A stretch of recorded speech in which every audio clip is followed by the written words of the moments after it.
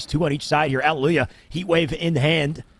Could definitely put down some damage with this. Trying to play it patient. And that's enough to get him a tray, but not enough for a pull.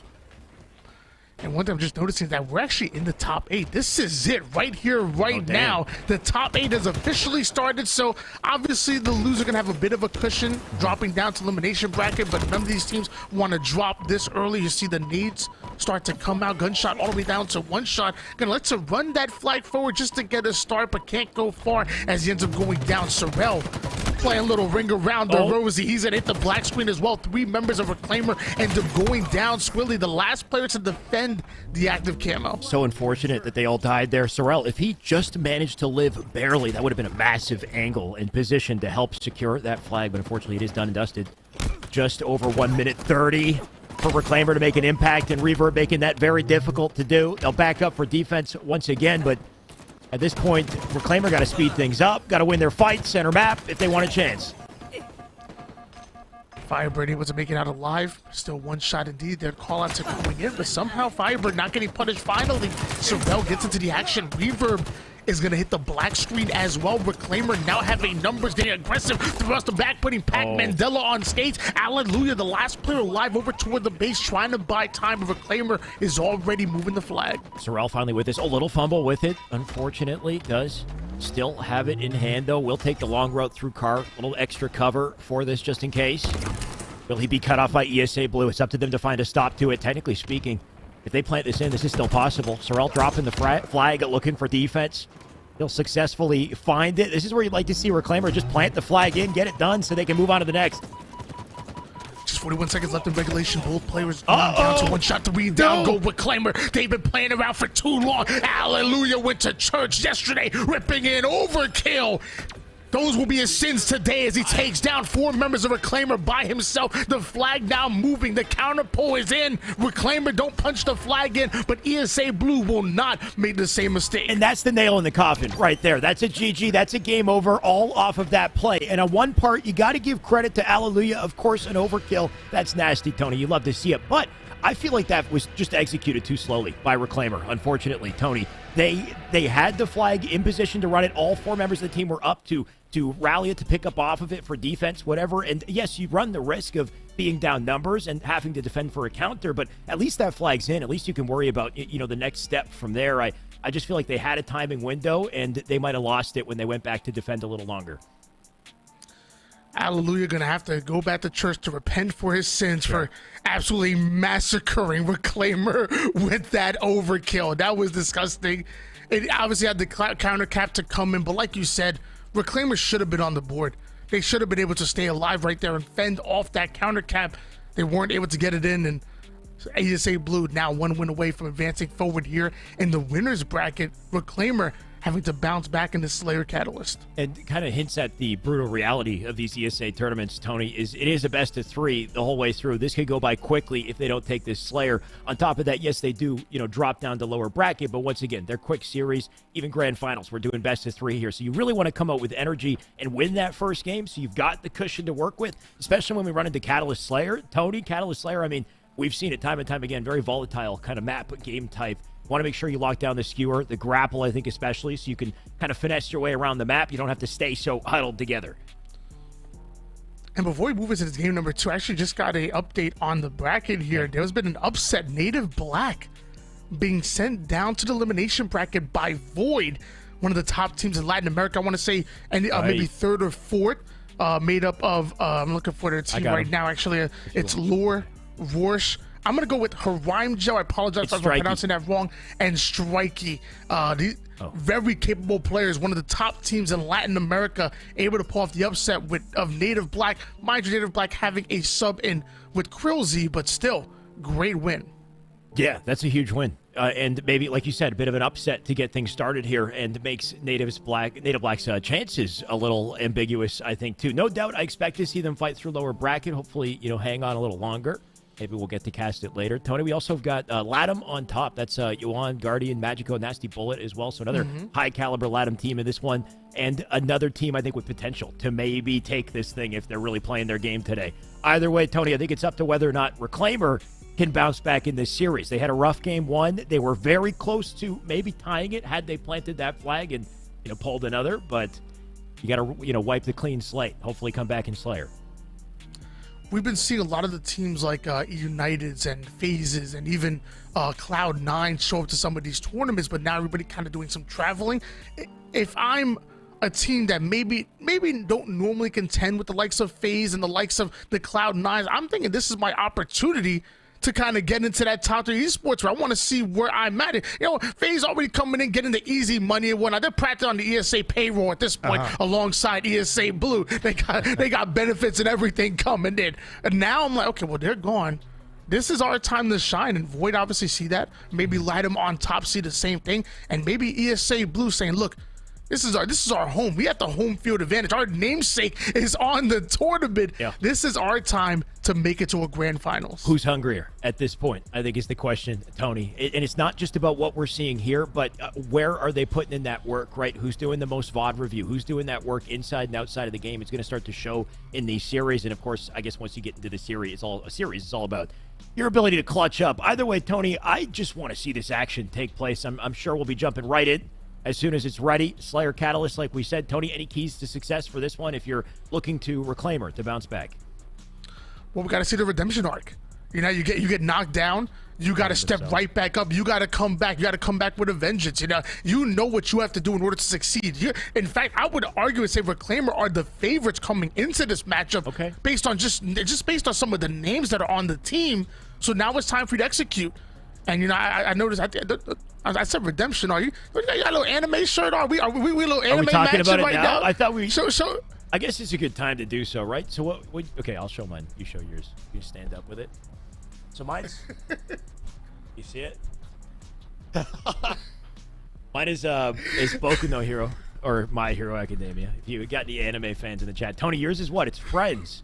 But it has the Friends logo, but it's I got My Hero, a little bit of One Piece, a little bit of Dragon Ball Z, a little bit of Naruto and Demon Slayer. It's the main character of all of them, just kind of sharing a little bowl of ramen and whatnot. Is it ESA or is this is Weeb Weekly out here? I think, Tony. It's our opportunity to let you know what we're really into. If it's not Halo, what we're watching on the sidelines. Either way, let's get some action on board here. Of course, Catalyst Slayer.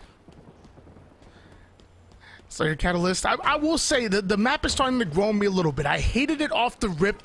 It's still not my favorite, I would say, but I still love the grapple plays you can make, the repulse plays, and without the sword, the map definitely seems a lot more freer. I've noticed a lot more of a fluid movement from the pro levels to the amateurs, so it's growing a little bit on me.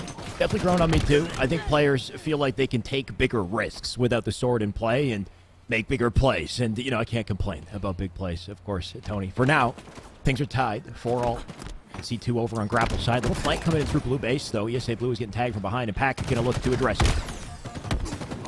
3 go down. Pac Mandela going to join them here. Now we're seeing Squilly start to advance forward. Down to one shot. He goes 6-story. Going to cover him over toward the mid side.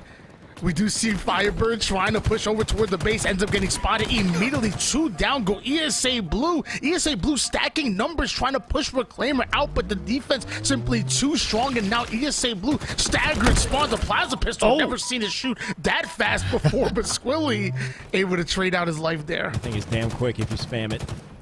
It looks like it was just enough to get a trade, though, right? So credit to that member of ESA Blue to actually turn a deficit into an even round of slays there. Reclaimer still trying to hold on to the lead, though. They should have info. Yeah, that player back base as Pac Mandela down for the count. Unfortunately, his life is not met with a trade here either. Reclaimer looking to pull away.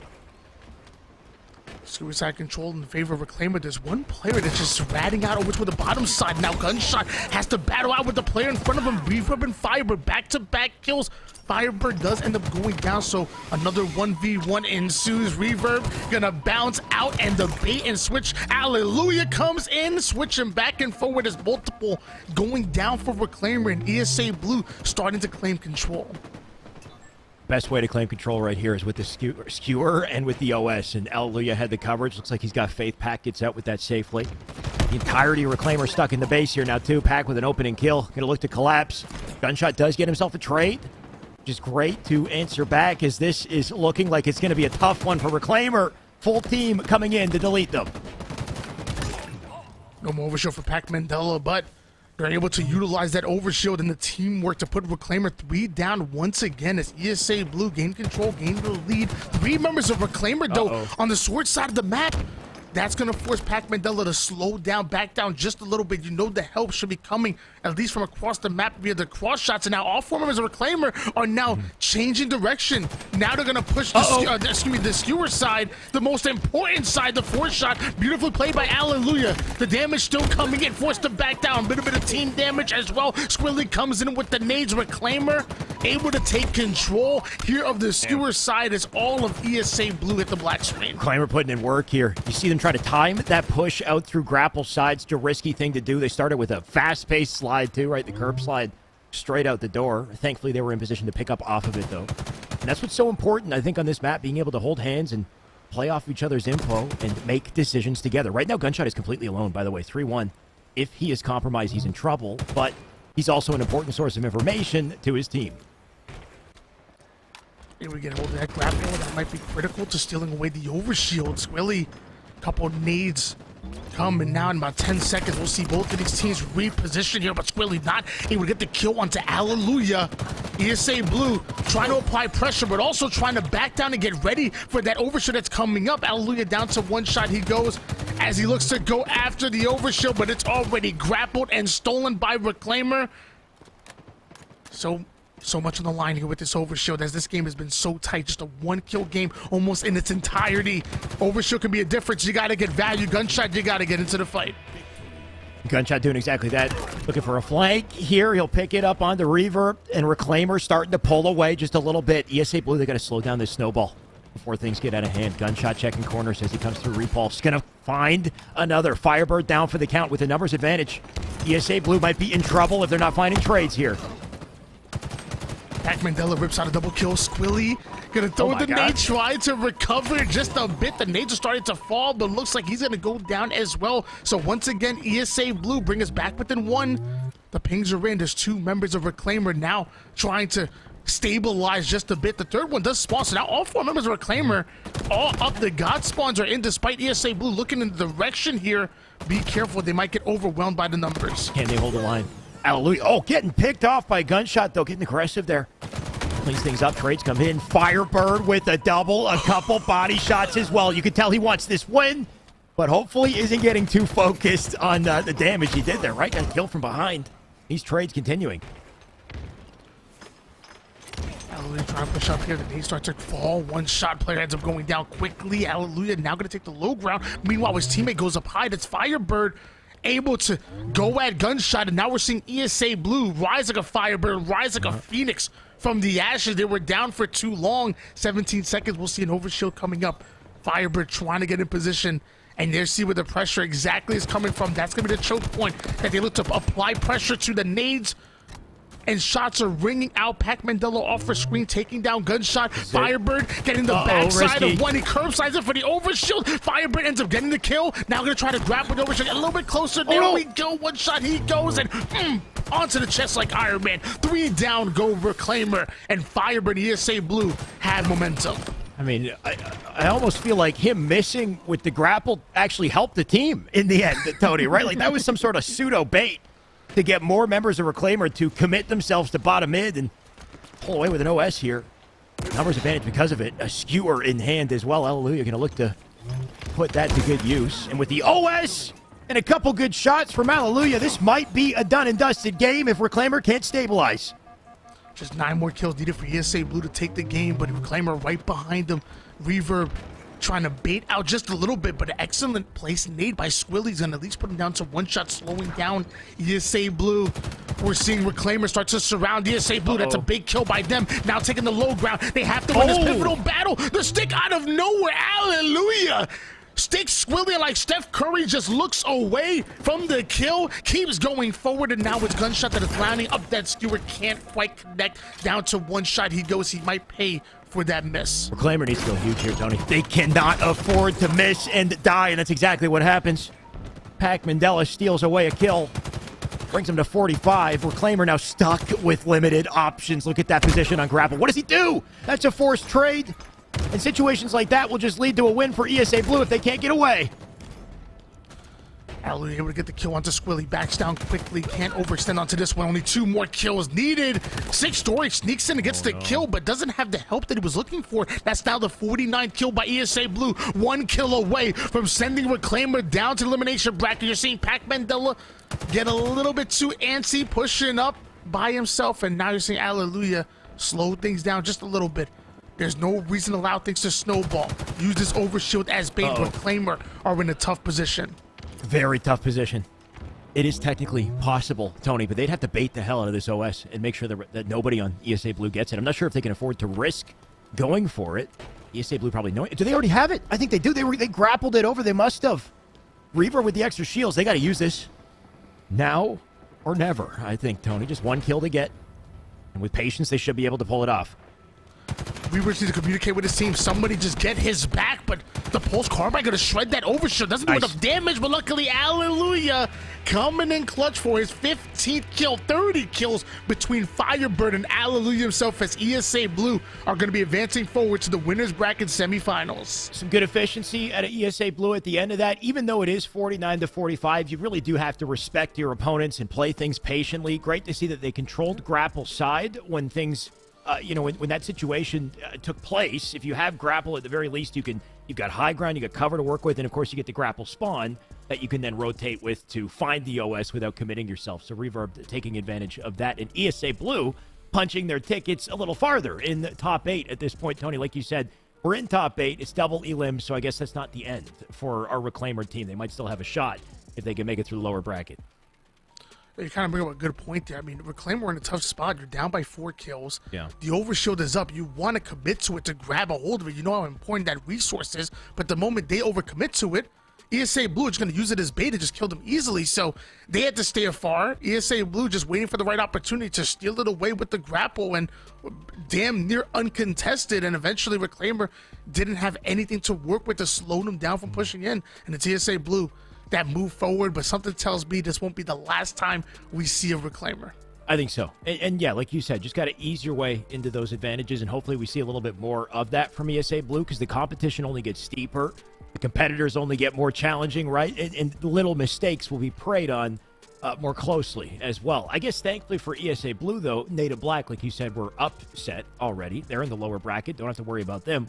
Who they do likely have to worry about, Tony, I don't have the bracket in front of me, is Complexity. Complexity or God's Plan in round number 1. God's Plan is Wiley's team. Wiley Coyote's been known for quite a bit, even before Halo 5. He was nasty at MCC as well.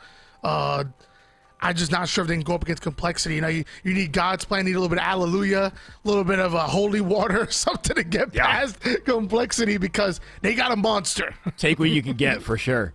Now, we talked about Void coming into this, Tony. Void was the team that upset Native Black, right? So they're on a tear already. Yes. That's our next series. We got Void, we got Wee Ball. Their team was, I think it was F it, Wee Ball, but we couldn't, obviously. For the respect for the casters, they made it just Wee Ball. And I respect that. Thank you. That's going to be Leaderness Native, Posey, and Chris Common. And there's been some stuff going around. You know, Chris Common, obviously, of that Oxygen Esports roster. However, Oxygen have been scrimming with Collect. And Chris Common has been, seen working with a little bit of Proton Gaming. Now you're seeing scrimming with Leaderness and his squad. There's a chance that Chris Common may not be going with Oxygen Esports over to Orlando. We'll have to find out, I guess, right? Comment on this team definitely says something, Tony. Despite that, potentially unfortunate circumstance, this is a hell of a team, though. I'd say decent backup plan right here. Leaderness Native, Posey, I've seen kind of in and out of some pretty sweaty AM squads consistently. Native, I had the pleasure of breaking down one of his nerdy plays as well, Tony. So we'll see if they can put something nice together. Of course, at this high level, you got to be so careful when you go for something stylish. These boys, they'll prey on your mistakes. Yeah, normally you would find Native and Leaderness, teaming with Crossfade and Calder, and they're always putting in work together. Right. Now we see Chris Common and Posey coming, who obviously very capable. I remember seeing Posey back at the ForceCon event for the Air Force squad. He was the real deal, and he's ready to put that to work here today. But so is Lord with the assault rifle. Wee Ball we go 3 down, apparently. Remember, Void did already beat Native Black, despite the, of course, they had a sub in. Still one hell of a roster to take down. That no doubt gives this team some confidence to work with. And here's Rangel with a snipe and an OS and a plan, apparently. Rangel pushing up with the overshield.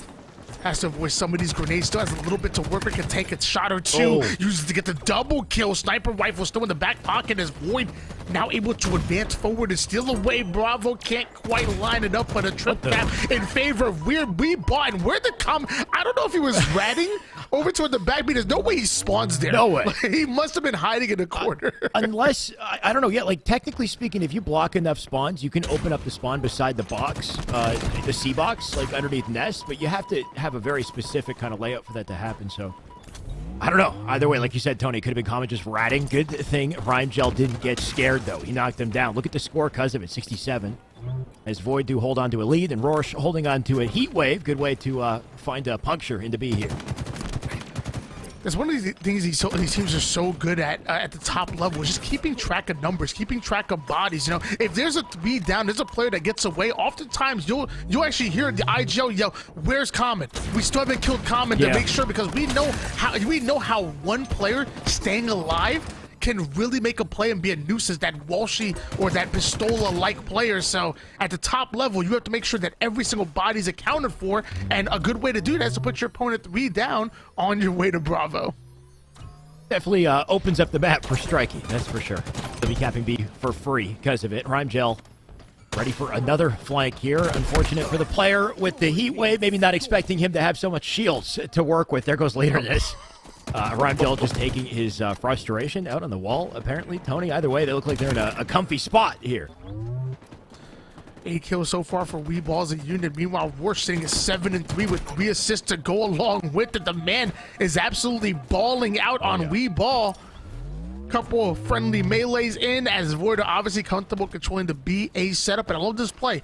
No need to extend for the C side just yet. Get a clean round of slays. Get in position, then push in for the trip cap. Until then, force Void to make a play. That's exactly what they're doing. Will it pay off? Rorsch taken to the skies. Able to get that kill. Now they move on to the Charlie side. Meanwhile, Void seemingly rotating out to Alpha, flipping the map in half. But Weeball able to take Strikey's head off. Quite the confident snipe from Native to kick things off. And what else can he find? Got the placement for a nice headshot. That player somehow not expecting him. You'd think they'd be calling it after the headshot he already landed. But it looks like Native going to open up some space for the team.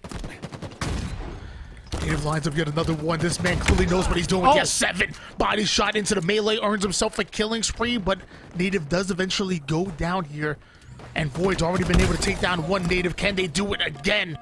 A 112-75 lead in favor of Void. Weeball, excuse me, with the trip cap. Posey takes height. Posey challenge. Posey die. Posey did die.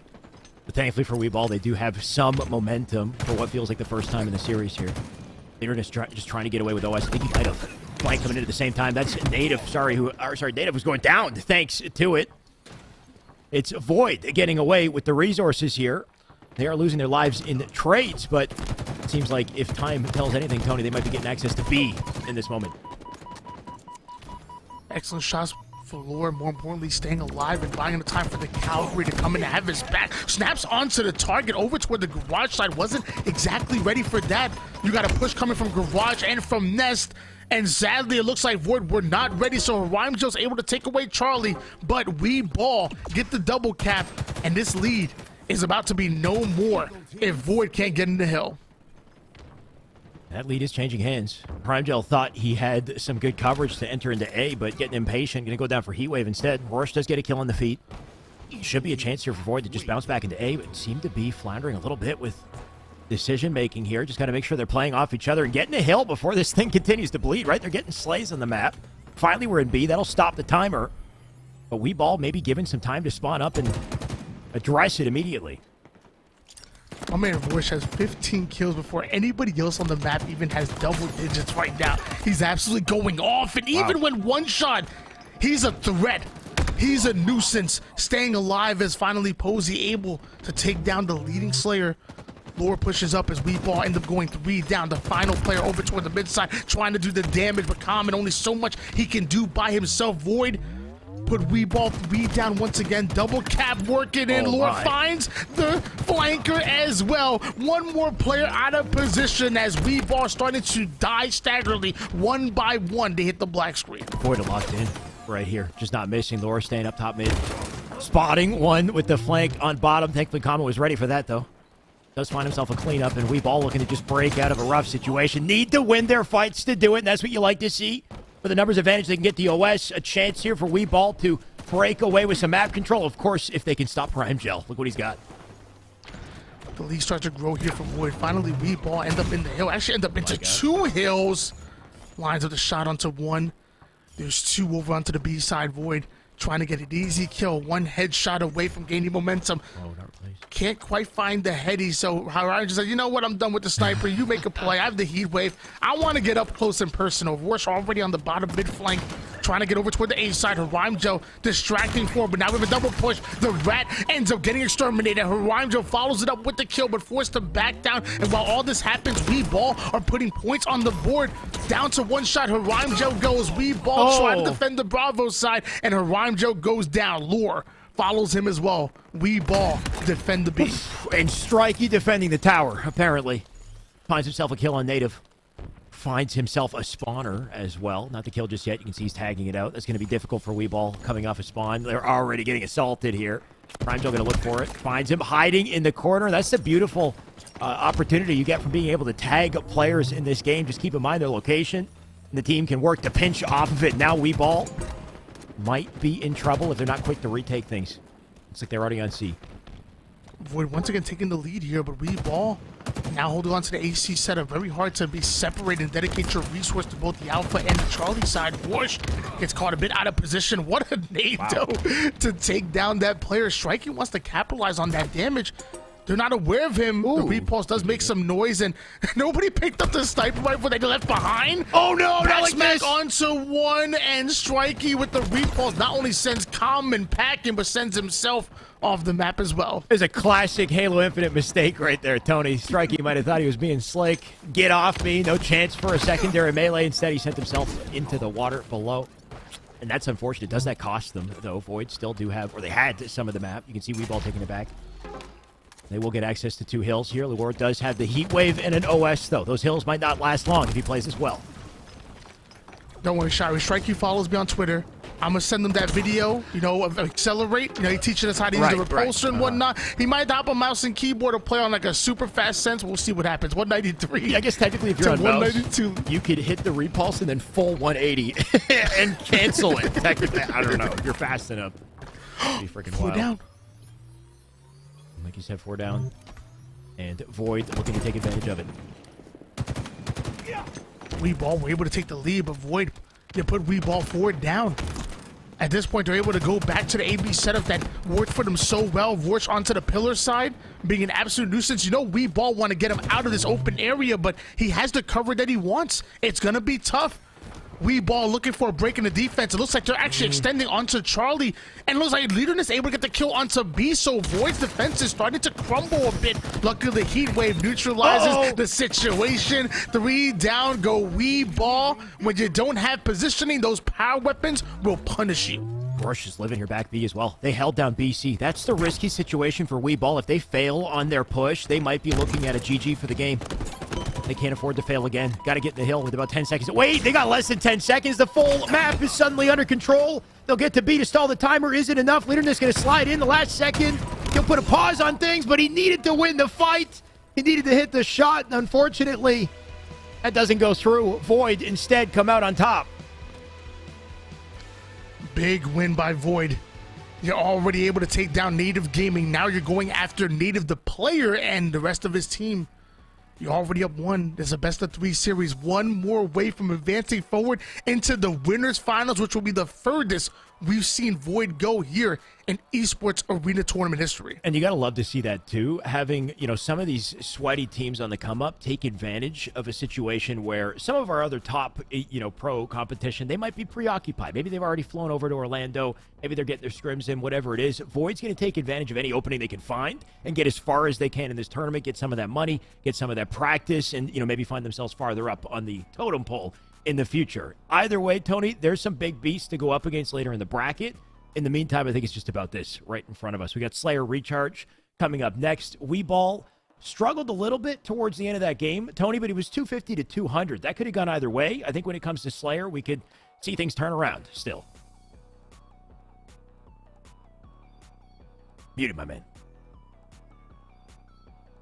I'm actually hoping we see Void over in Orlando as well. I think Void is absolutely phenomenal team. They're one of the top teams out of Latin America, and I think they can pull off. I mean, you already pulled off an upset on Native Black. You're looking good against Weeball. I think they upset some teams over towards the open bracket. Will they make it out and make it into pool play? Obviously, that's going to be tough. It's one of the toughest open brackets that we've seen.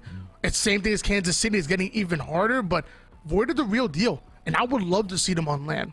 They're looking good. For sure. I mean, Rorsch especially popping off in that game. I think he had near 20 kills to close it. So if he can put something similar on in this one, then Void are at a sweet spot to get farther in the bracket. Either way, this opening strat pretty damn important in setting the pace, and Void looking good so far. Camouflage in hands on Rhyme Gel, his teammate. Working this little 1-2 combo, able to get the kill, but Rorsch peeking out. Not able to get away with the shock rifle, ends up going down. Strikey doing enough damage though to slow down Weeball, so the numbers heavily in favor of Void. They should be able to have the shock rifle as well, but they don't have Strikey. War on the hunt though in the meantime. Does find Native. Opens things up a little bit. Runs into two though. I love this escape. So quick to get out. And not only that, I think that one player on the chase, Posey, might have ran into a nade because of it. Little baiting and switching opportunities like this are going to be important for Void to hold on to the lead they have, make it 8-4. Striking low, getting back-to-back kills. Rorsch getting into position to punish this bottom A player, but he's getting shot in the butt. It's Native.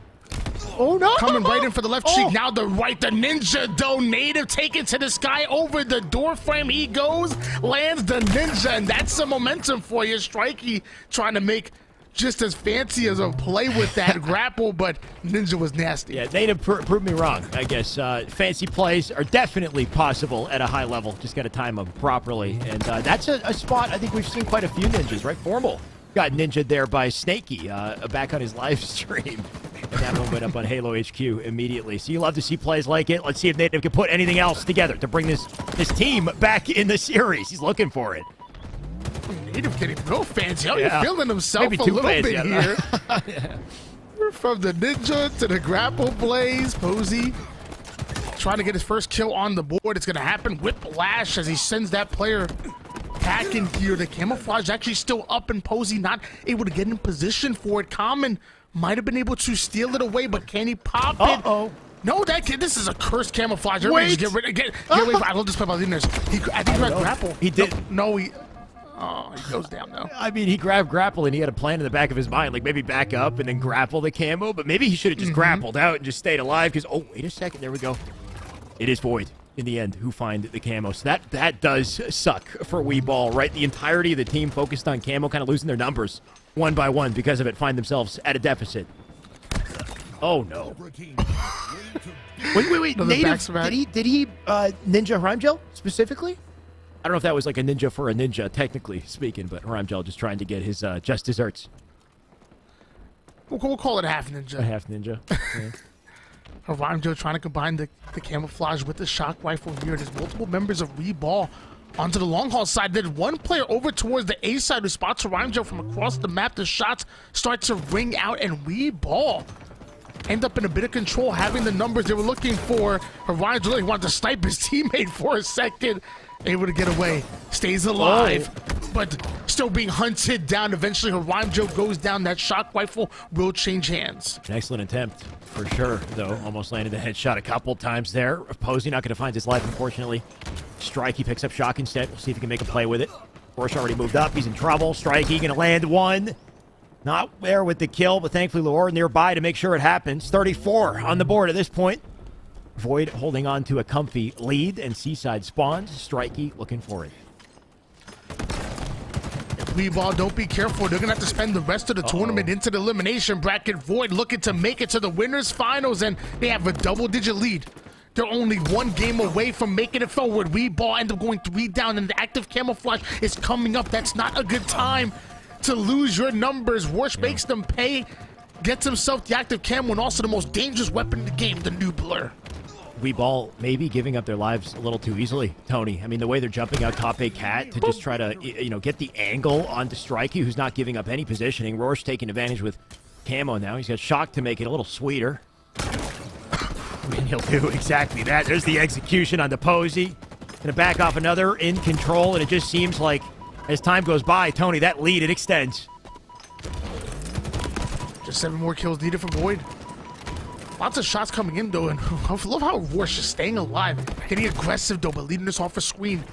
Gets himself a double kill. Roar's forced to back down. Luckily, he has the help he's looking for to defend the control side. Commandos in. Both players end up alive. Melee's one sends him back. The double kill. Now going to go in for the triple kill. Can anybody stop this man, Roar's, when he's playing like this? 15-6 on the way to the winners finals. On his way to the winners finals in style, apparently. Oh, speaking of which, Rangel, the moves. Slides out, little jump, repulse, gets back up to top control, and all that is a distraction for Roar's to pick up off of.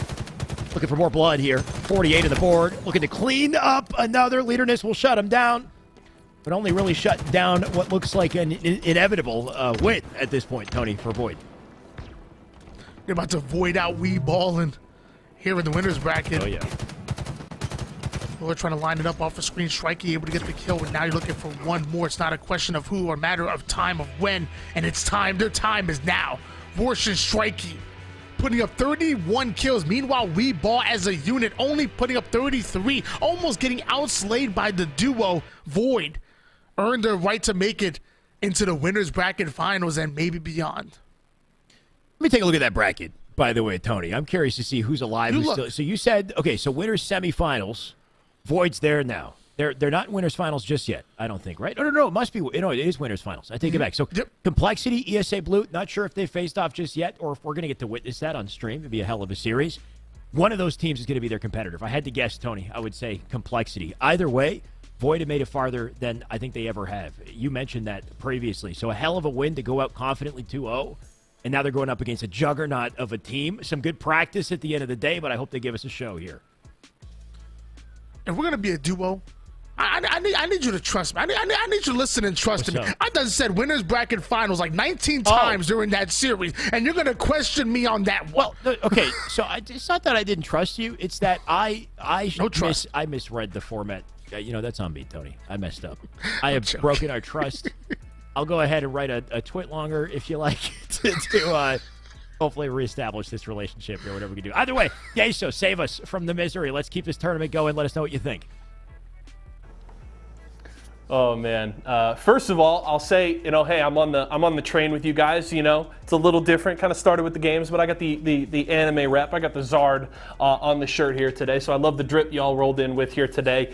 First couple of matches out of the way. We do have our first representative in winners finals there with Void taking out Weeball, and that's a pretty strong run there from Void because they 2-0'd Native Black in the first round of the winners side. That's a big win. Native has been a good team lately. Piggy really kind of has them moving very well through a lot of these brackets. I'm very excited to see what Native can do in Orlando this weekend.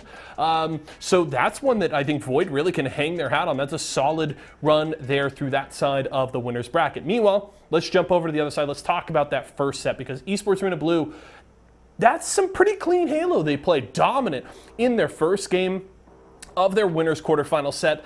In the second game, a little closer for a while. It was kind of going tit for tat up until the mid-30s there on Slayer, but they finally got a play that really kind of broke them ahead. They created about that 4-kill margin that they really never let go, and then Esports Arena Blue really settled in and closed out that game strong. So that was a good start to the winners bracket, but and you already heard Shyway and Why Not talking about it a little bit there. They've got to face off against Complexity here. And this is a team that I've talked about quite a bit lately as one of my favorites to really make big moves at Orlando. They're not considered one of those top 5, top 6 teams by a lot of people right now, but I think they are kind of one of the biggest threats outside of that space to really make something happen at Orlando. I think they've looked really damn good lately, and it's going to be a really tough test here for Esports Arena Blue. Now, it doesn't mean they can't win this set. Of course, Esports Arena Blue has honestly made, I would say, a lot of strides over this season. The team is very different from the one that we saw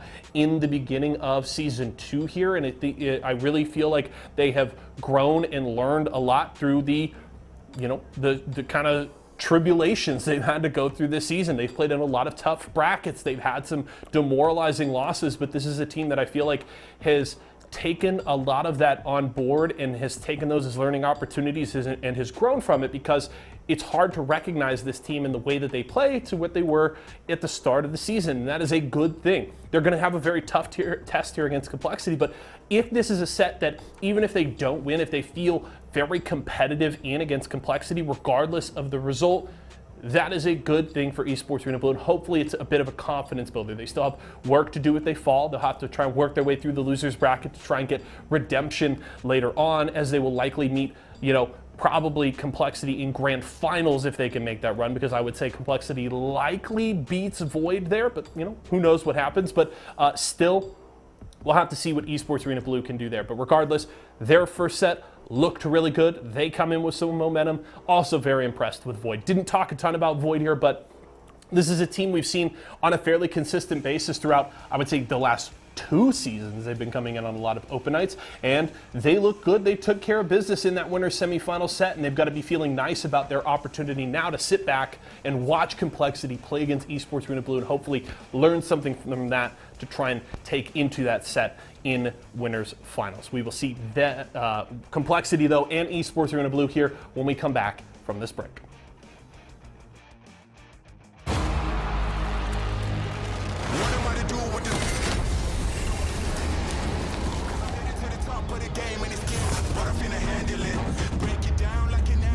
I'll be loading up, they wanna package this. Pray for peace, pacifist, I'm never old enough to give a promise.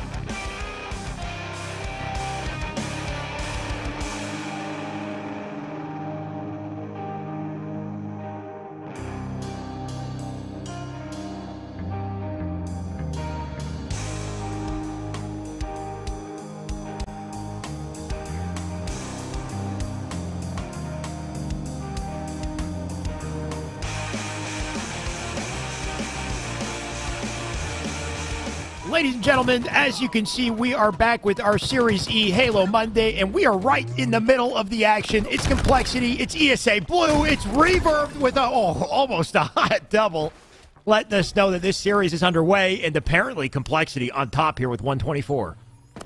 But Complexity do end up going forward down here, so that's a bit of momentum going in favor of ESA Blue, and they steal away the Bravo side fire, but already feeling the pressure, though. Somehow able to trade out his life. It's going to be a good trade in the favor of ESA Blue, but their work is not done yet. They need clean slays, and so far it's a 2v2. Hallelujah, trying to lock down that kill. Couldn't quite find it against the heat wave. Reverb, thankfully, there to save the day instead. Neuronickel dead, but who picks up the scraps? It's Vetra. He's got a snipe to work with. He's got the B hold locked down. Spawners up C-side, and enough numbers on Complexity for Vetra to play off of. Hit some heads. Vetra lining up the sniper rifle. Looking to find the head here, the free-for-all winner at Raleigh. Obviously, he knows how to slay down to one shot. He puts one to trust his teammate to clean up the pieces here. Two quickly going down for ESA Blue. And it looks like Complexity looking to push on to the B side, look to go in for that early trip cap and also defending A at the same time. Dedicating resources like this might pay dividends for them as they get the slays they're looking for, and even capping too. Complexity just on top of this, Tony. What we expected to see. This team, of course, with the experience that they've gained recently and the placements they've had in some of these top caliber tournaments, it's no doubt they're coming in with a force in this one. And ESA Blue, it's up to whether or not they are ready to meet the challenge. Right now they're struggling, especially with Vetra on the flank here. They haven't noticed it yet. Teammate to work off of. They still don't see Vetra in the corner. Cycle going to take advantage. There goes another. That's the entirety of ESA Blue. Dead as the full map is once again in control. Why do you think Bound plays on 120 FOV? You got to see the whole map, brother. You can't just see part of it. He's still playing on nades 120. go in. You know. Psycho able to take HUD. Hallelujah. I think so. Okay. Momentary trip cap, but we do see SA Blue quickly making the way over toward the Charlie side. Defense is in, though. Complexity still applying pressure. Vetra with the double kill, looking for one more. Two members of ESA Blue. It's going to take 3 to stop Vetra. He's just been living, right? Even if he's not shooting targets, he just stays alive. Well, okay, not quite hitting shots there, but thankfully Cycle there to help him out. And once again, still on the map, still a nuisance. 225 and counting. Reverb with a little remote detonation in the feed, but is it enough, or is it simply just a whimper at this point, Tony, for them to come back? Lead is growing. ESA Blue, look at the God spawn over toward the Overshield side, but Vetra has his eyes trained on him, takes down one, sticks the second, even uses the wall for cover to stay alive. Like this said, Vetra refuses to go down, and somehow, even though ESA Blue got the spawn through the Overshield, it's Complexity that steal it away. 226 to 61 lead in favor of Complexity, and if something doesn't change quickly, ESA Blue are going down. Well, Tony, I don't think anything's changing. Fortunately, 235 and counting. No matter how you look at it, ESA Blue, they're in trouble. Spawning up a B, getting shot the moment they pop. Vetra right now with a sniper can put them out of their misery. They'll get to A, they'll stop the bleeding. Vetra without the awareness on that one player hiding back B, but what does he do? He snaps on him effortlessly as they lock in B and likely the game right here.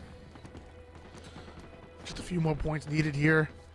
ESA Blue not in any position to steal away Bravo or Charlie. They do step 1 foot into Charlie, but it looks like the numbers are coming in. Monster ends up going down. Vetra lines up the sniper, able to stop one. There's a second one that steals away to Charlie's side, so a bit of a shot clock stop here as Complexity have to rotate onto the A side of the map. ESA Blue still theoretically in it, but Vetra Did you say realistically is taking faces. ESA Blue still theoretically in it. Like you got Vetra just popping their faces at 249. That is brutal. ESA Blue, they expected that level of competition, though it ain't easy up against these boys on Complexity.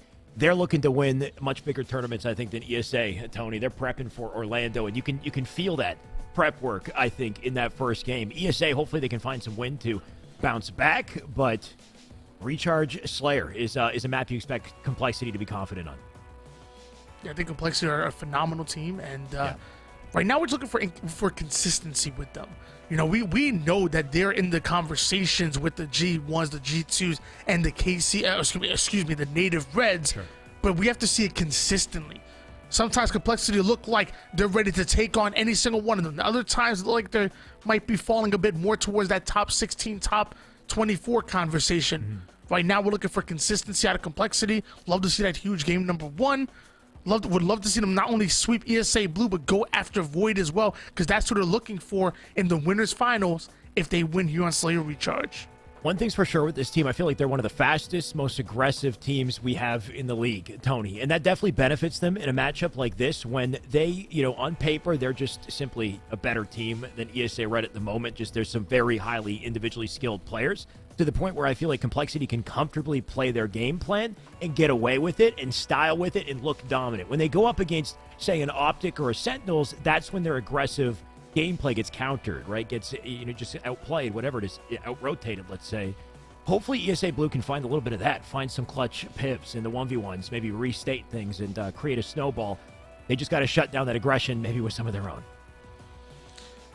McGrin, coach of Complexity, oftentimes will talk about Neurotical being the IG of this team and the big brain player, knowing not only when to put in the work, not only when to stay alive, but also just being able to man the truth. Neurotical's the real deal. And so is this whole roster, you know. Monster obviously having a very high IQ, Vetra being disgusting, whether it's a BR, heat wave, put any weapon in this hand, and this man's usually going to hit shots, except for the command over on pillars. I don't know. Something about the commando and the angle of the light, the sun, you know, the dark side versus the light side. It wasn't good. It wasn't good. One thing I will say, I think he's on LT aim. I might be wrong, but I think he's one of I might be wrong. Some of these young kids, they're LT aimers. Like I think maybe I know Persecute for a fact is. Who am I thinking? Not Collect. Carmea. Is Carmea LT aim? So when you see it in their snipe, the confidence that you see behind the quick scopes, we saw it with Vetra on that player back B, and then the finisher to close it out on the C box. There's a confidence behind those snipes that I think you get with that LT aim playstyle. Some of these young kids, they have it, Tony, and it looks absolutely nasty to witness. Whether or not it'll take them to the top of the game, I guess we'll have to find out in their careers. I'm gonna be honest with you, man. I play LT aim on, Call of Duty, Apex, a bunch of other games. I can't do it with Halo, and I think I would love it. I honestly think I would really enjoy it. It's not Halo to me, man. I'm sorry, man. I'm clicking all the way.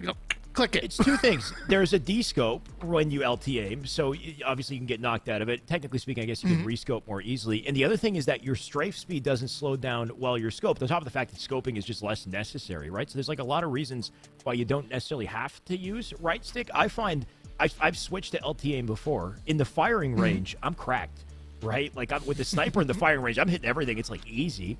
But then when I get into a game and I'm scoping and I'm strafing, I feel like I lose focus on the strafe while I'm holding the LT. I don't know if that's a thing that you're experiencing, or if you're on bumper jumper and you're trying to jump, but you're also LT aim. Either way, whatever controller settings these boys got, it doesn't seem to matter. They're cracked. No matter how you look at it, ESA Blue just got to play a little better this time if they want a chance. Well, so far you put Complexity 3 down to start off the game. You should be able to get Shock Rifle and the active camouflage to go along with this, so playing much better, at least in the beginning, but it takes more. You got to follow it up. And hallelujah, you're getting caught out with the active camo. That's not going to be good. You got to get value out of every single camouflage, and he doesn't get a single kill with it. I mean, he was called out in a big way, right? He's trying to do the little jump in the corner. There's somebody waiting right there for him to nail it. And that's just the beauty of Complexity's awareness here, knowing how to counter some of these typical strats you'd see with the camo. Reaver, in the meantime, at least he got out with the shot. Nice timing to shoot the nades there, too. Going to make it tough for Complexity as he hopes to deny him, keep him back. Reaver now forced to back down here. Down to one shot he goes. He's going to have 3 members of Complexity trying to hunt him down. Curb slides his way out of the situation into the arms of the rest of his team. Now they're controlling the control side of the map. Tied up at 7 apiece. Off-screen Firebird picks up a kill. Monster needs to pick up his head. Reverb is taking it off. Reaver was popping off in the last series, looking to carry that momentum. Do they dare challenge him? He takes his time, hits the body. It's not enough. You know what? That's the reason why Complexity are going for those risky plays. The flank was coming in from Cycle, and a well-timed distraction gives Cycle a shock. Body shot for Cycle. Can't quite connect with the head, but luckily his teammates are there. Neurotical picks up a double kill off of the assist that Cycle were able to leave. Lines up another one. Small lead in favor of Complexity right now, but they look like they're ready to run away with it. Cycle just holding head level placement. Just waiting for a challenger. Spots went up top attic. Camo about to spawn here. Cycle can get involved. Already sees one, sees theirs. There's the player waiting to get in front of him, but somehow doesn't even get the kill. Cycle can back off, put himself into a fortunate spot to collect more. What a rough situation for ESA Blue. It seems like every little game plan they go for, there's a slight mistake that hampers them. Cycle still, I was going to say still has a shock rifle, but ends up wasting out that ammo, so watch out for the respawn. Meanwhile, we have Monster stealing away the first camouflage here for Complexity. 7-kill lead already. The callouts are in. Monster able to pick up the kill onto Firebird. Off a screen, Reverb finds himself 1, but ends up going down, and now 2 members of ESA Blue stuck onto the A side. Monster Complexity looking to create that pinch. Both players down to half shields. Monster ends up going down, but Complexity want to get aggressive off the damage. Tried to find himself a nade there, couldn't quite do it. Neurotical not going to get his kill either. ESA Blue looking to inch their way back into this one. Best way to hope for it would be that perimeter on the outside of the map. Firebird already in position. Reverb has top A. The player down below likely hears it. He'll slide in for it. Perfect time for a pinch, but that player slips behind the wall. He's going back for the challenge, though. Neuronica looking crazy. Complexity looking to play off of that opening damage, and Reverb, he's in trouble. And even though Neuronica wasn't able to get the kill, Complexity do send 3 over to the A side. Double kill out of Vetra. We do see 1 separated, isolated onto the batteries. Another 3 down for ESA Blue. ESA Blue, they need to value their life. They need to slow down off the spawn because Complexity are winning some of these individual battles, and the game is starting to get a bit out of hand. Vetra looking to keep it that way. Already suppresses 2, keeps him back on C. He'll pick up the Disruptor just in case. You always see those players take advantage of these weapons on the walls. Never let them sit there. Chronicle not going to let this player sit in A either. Chasing him down. Quick slide to get out. And a nade he leaves behind. Honestly, a great exit strategy. Firebird unfortunately preyed on because he's no longer there. Monster has a shock here too.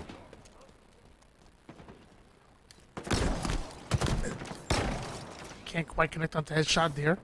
A new challenger appears over towards bottom control. Monster wanted to challenge him, forced to rotate out right into the hands of Reverb, though. Reverb gets 1 kill with the active camo, but ends up going down here, so not much they do with it as Complexity are able to hold on to their lead, and now ESA Blue looking for answers off of spawn. Tony, we might need to take a look at Neuronical's POV at some point, if possible. I don't know how this man is 15-8, but a big part of the reason why Complexity have the lead that they do. Looking to keep it that way.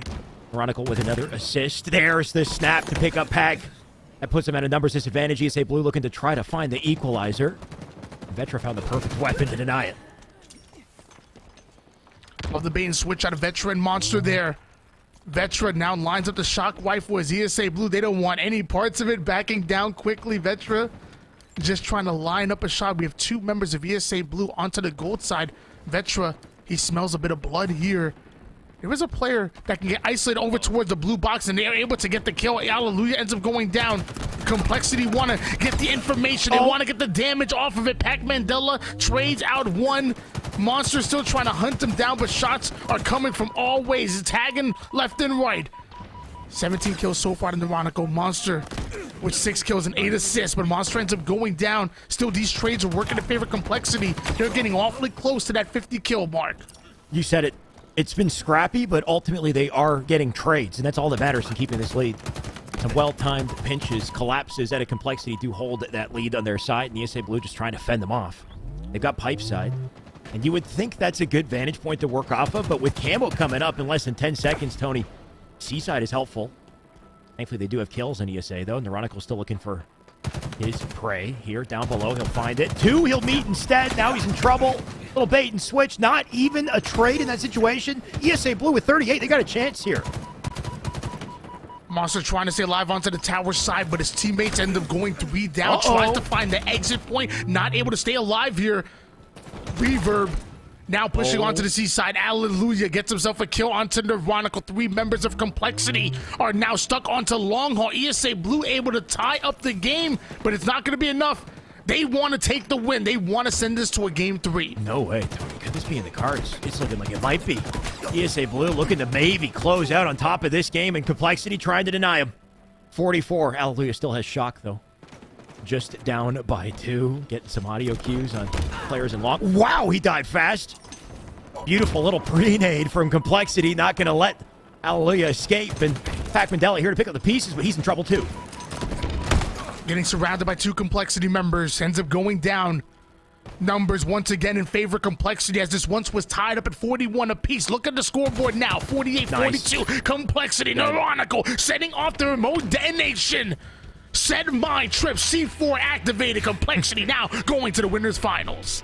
Just goes to show how powerful that strat actually is. The fact that he shot 1 nade and took the shields, and when you detonate 1 nade, it doesn't detonate the other. Like, you can still manually shoot the second nade and get a second explosion to finish the kill. So Neuronical with that presence of mind to ensure that player died despite trying to escape the second explosion. Either way, Tony, for a second, that got pretty dicey, right? For a second, ESA Blue, they tied the game at, 42 all? Looked like they had potential to take it.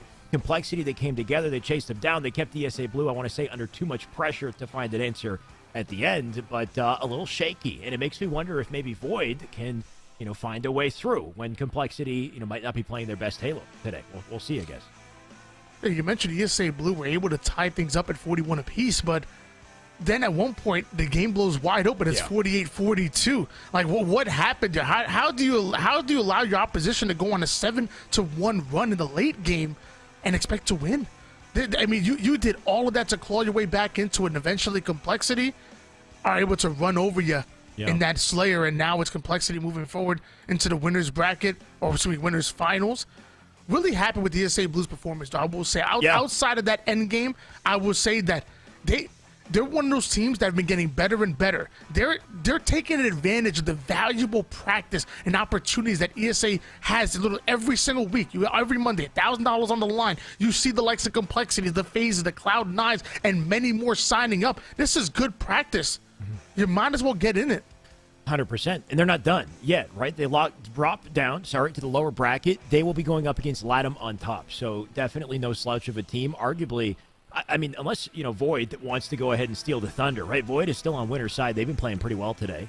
But typically on paper, I would have put LATAM on top of Void, in terms of performance. Either way, that's a hell of a team to go up against. Ball still in this as well. Leader Nisposi and team, they're still in the lower bracket. Now it's down to Complexity and Void, whether or not they can stay in this winner side, punch their ticket to Grands on top with some cushion. Void is in trouble here, that's for sure. Complexity, they're used to a high level of play. But considering how close that last series was, Tony, who knows? Maybe there's a chance. Complexity coming in as the number 1 seed. I believe they actually all might be in Texas right now, so they're really playing in the HQ. And somewhat of a land environment, side by sides, making sure they're screen peeking, getting ready for Orlando. Void, the number 7 seed, looking to pull off yet another upset. You already took out Ball. You already took out Native Black.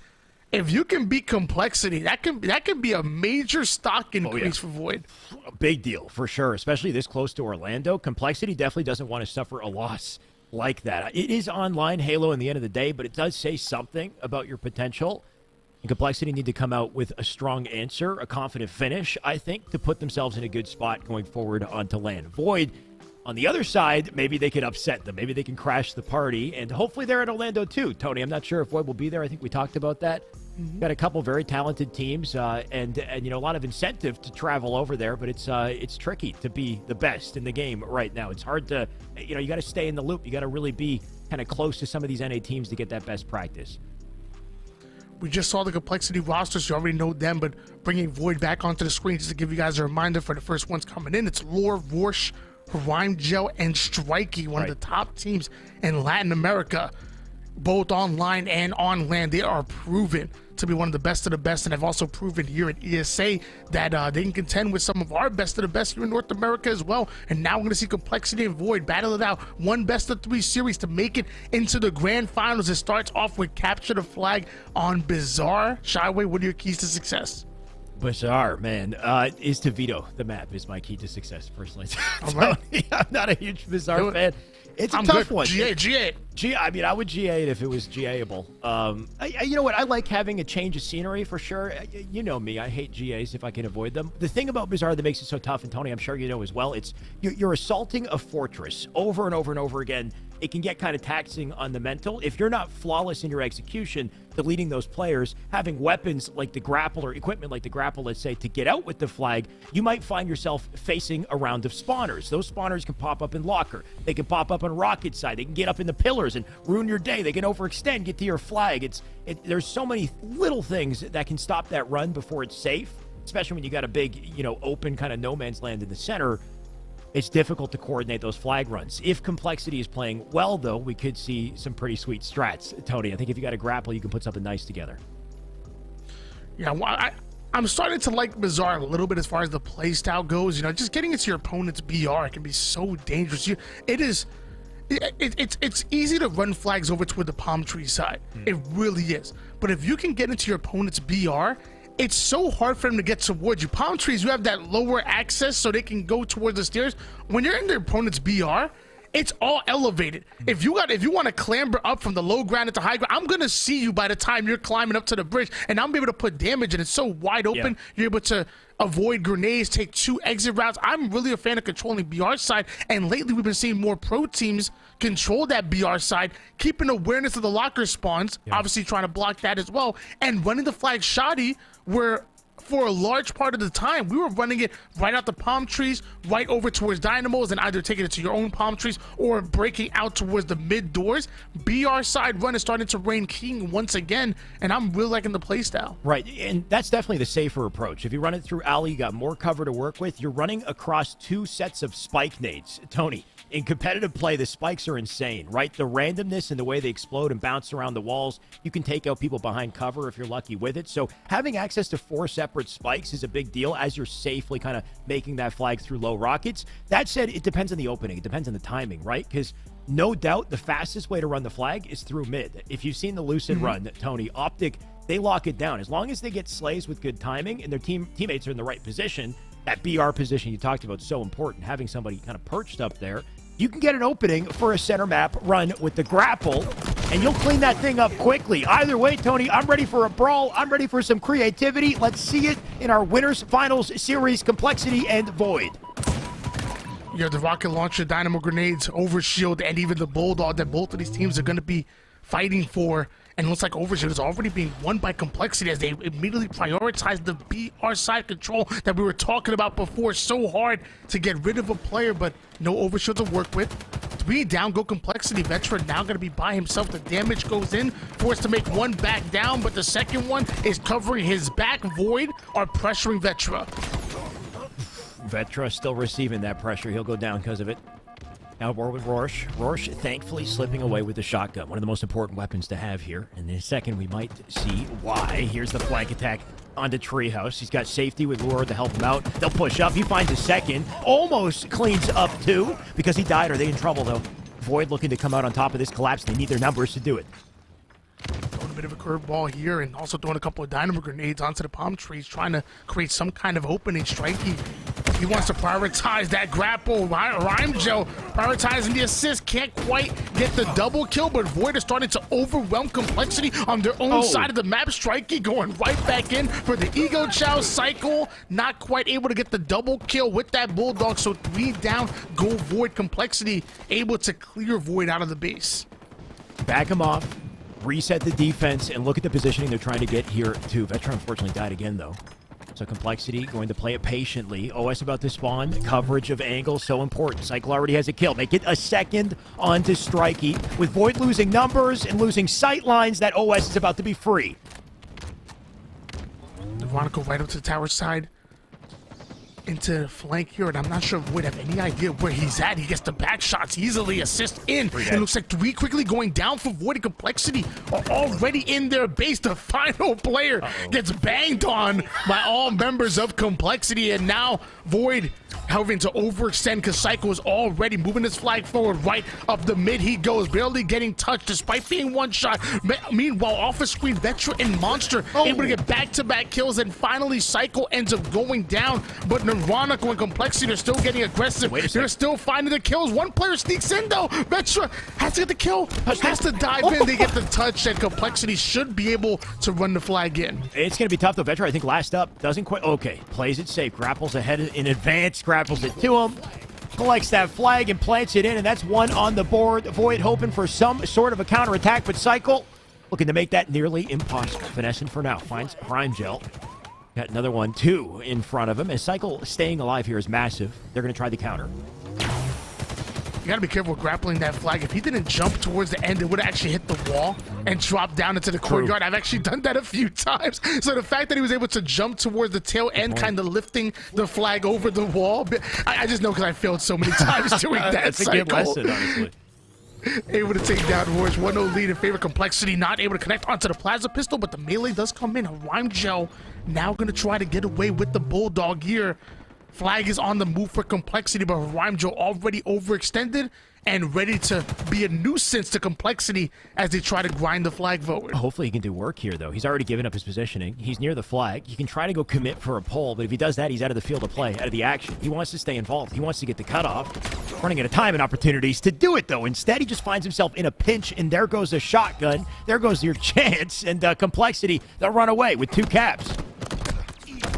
Boy, okay. Interesting gameplay. Yeah, he's looking at his... Oh, I see what happened. I was gonna say, the little T-Rex arms coming in, but looks like we might have had a bit of a technical difficulty there as we're trying to get both of these teams in. Either way, CTF Bizarre playing a bit faster than we want to see, which we're used to seeing, I should say. Void, off the beginning, we're constantly pressuring Complexity. Complexity forced the defender base, then turned that defense into offense, and eventually Complexity started to gain some control towards the end game. Something you had mentioned about getting into the other side BR, I think we've been seeing that kind of come into play from Complexity. Vetro specifically has targeted that side of the map on his rotation several times. Tony, he'll grapple up into the doorway. He ends up dying there, let's say, but he typically will come out with a trade or come out with damage that Complexity can then work together to find kills off of. You also got to be so careful stacking that treehouse side as well, I think, Tony. As easy and as accessible as it is, I feel like if the players on Void are stacking it, they don't have very good sight lines. They're still kind of vulnerable to nades. It's a nade trap for the enemy. You kind of want to get to that BR. You want that sight line, and that's why I think Vetra's play to get to the opposite side is so crucial, so important. It kind of picks them apart, gives Complexity opportunities for OS and everything else. And one thing I also noticed that Complexity do really well is they do a great job of buying time for Vetra to go in for that flank. There was a couple of times where he took that bottom shotgun route to get over towards the opponent BR, even without getting the slays. But you put somebody there as a flanker, now the whole enemy team has to focus on him. Now you're being that, we talk about that Walshy-like player, getting behind enemy lines, getting a pull, or even just getting back shots onto your opponent, dividing their attention between the front and the rear, and then sandwiching them. It's what it's all about. You see a great first-person shooter fundamental, whether it's Call of Duty, Apex, and even Halo. Surround your opponent, take as little damage as possible, collapse on them, and then move in with the numbers. And using those numbers was so massive for Complexity on saving some of those flags as well, right? Because we saw a flank for the first flag to get to the double door. The player was staying alive. How did they counter it? They said 3 players just dogpile on the flag to overwhelm the guy, finally get it through the door. Complexity doing some great work, I think, on the team side of things to secure it. So that game ended with a 2-0, Tony. When we left, it looks like that 2-0 will be maintained. I see the update in production here, so it will still be 2-0. I believe coming into our reset of the game, 3 flags needed for Complexity to win it. However, it looks like something might have come up with Void, and they might have to DQ themselves from winners finals. Tony, are we supposed to? Okay. Ladies and gentlemen, we'll be back after a short break. We might have an update on what's going on with the grand finals or with the winners finals when we come back. Stay tuned. We got more Esports Arena. Maybe I shouldn't have said that. Was I not supposed to read that? I don't know.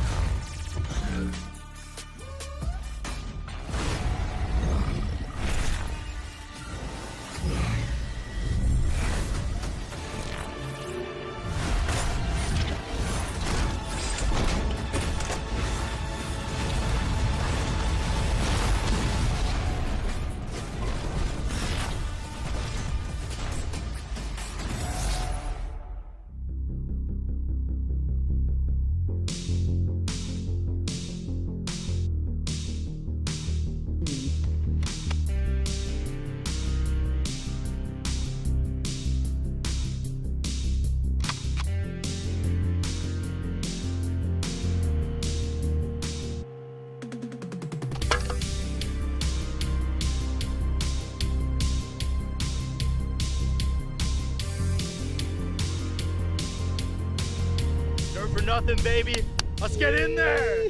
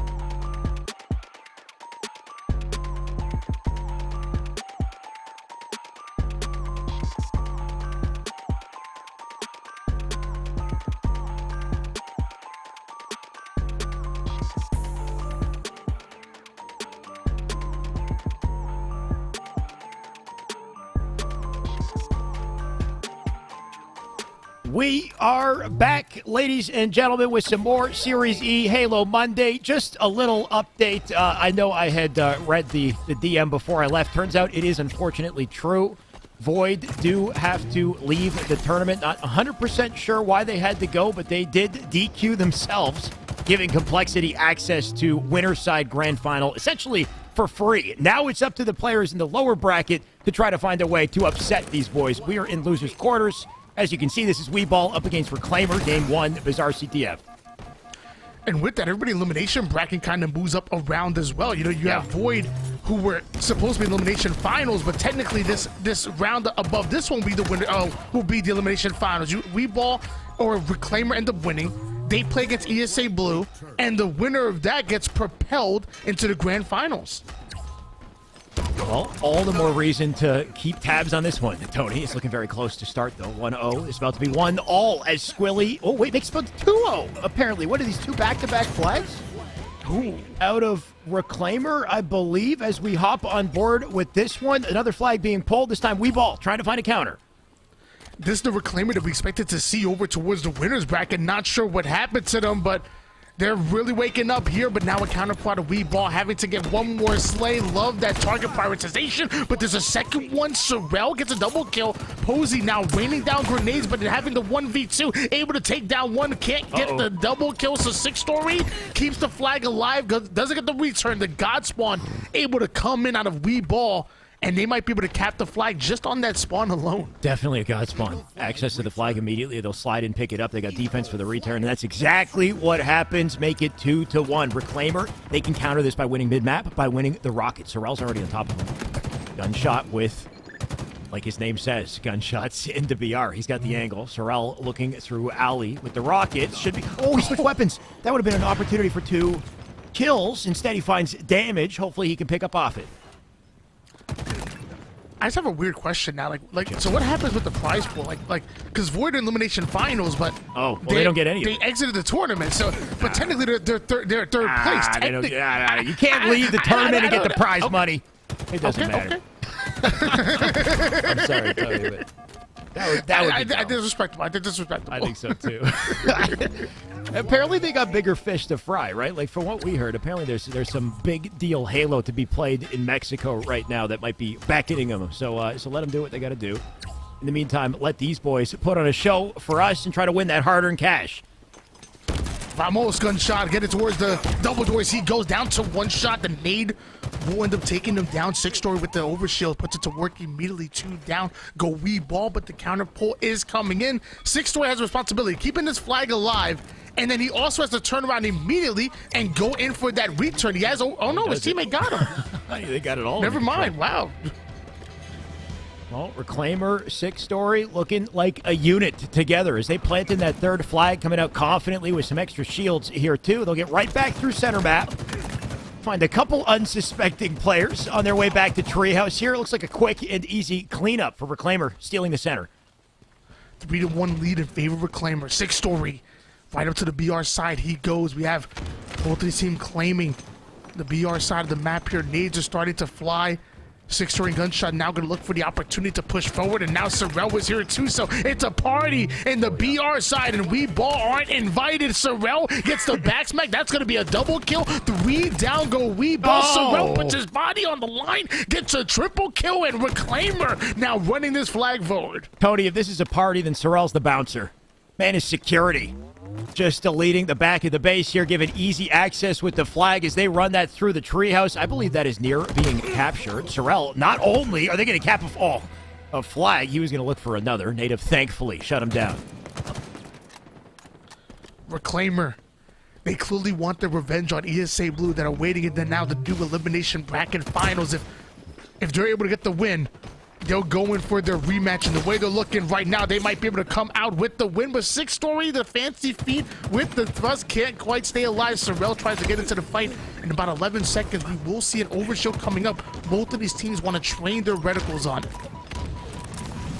Native finds blood to start. There goes gunshot. The top of the OS. Hopefully will collect it. He will not. He'll go down.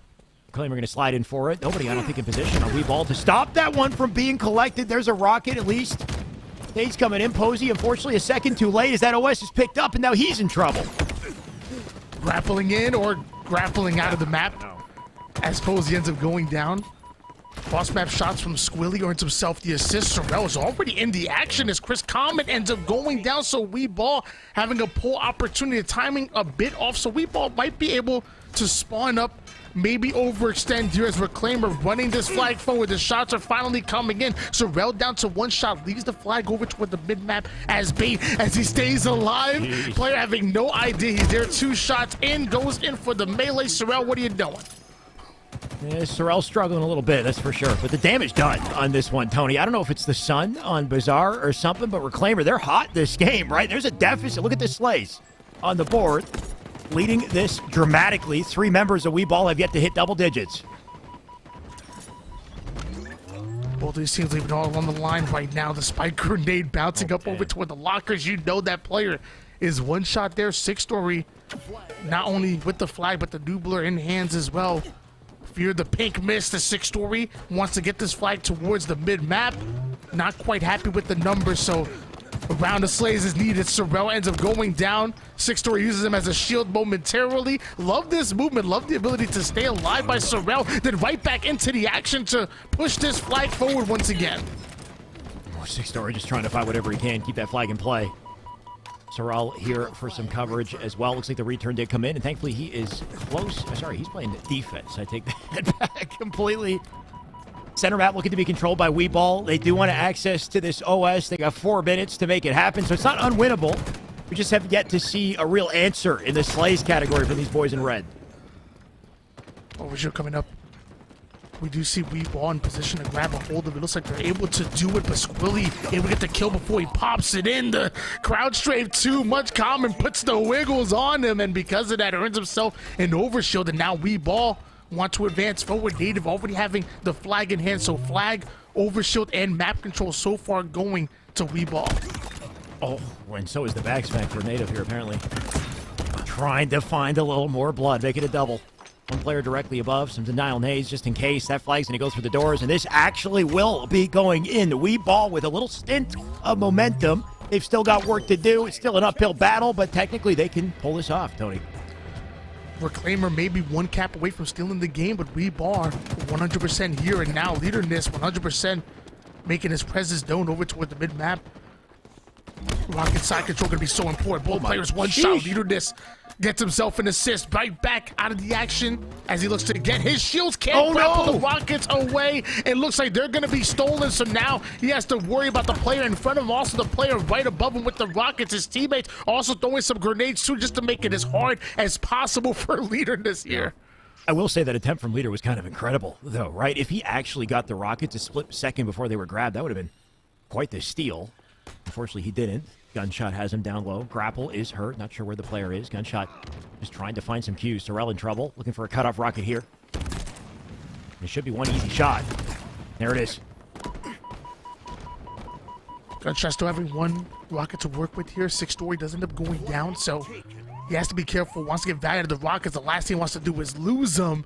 Looks like that player really feeling out the push, and Sorrel fires off the shots that might have saved his life from that rocket. A gunshot was just lining it up here. We will see that overshield coming up.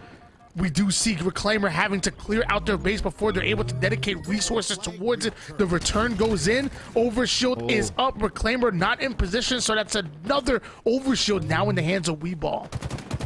They got some resources. Gunshot. Oh, he picked up the combo to try to deny it. It did not come out on top. Leaderness instead going to stay alive. Weeball still getting aggressive here.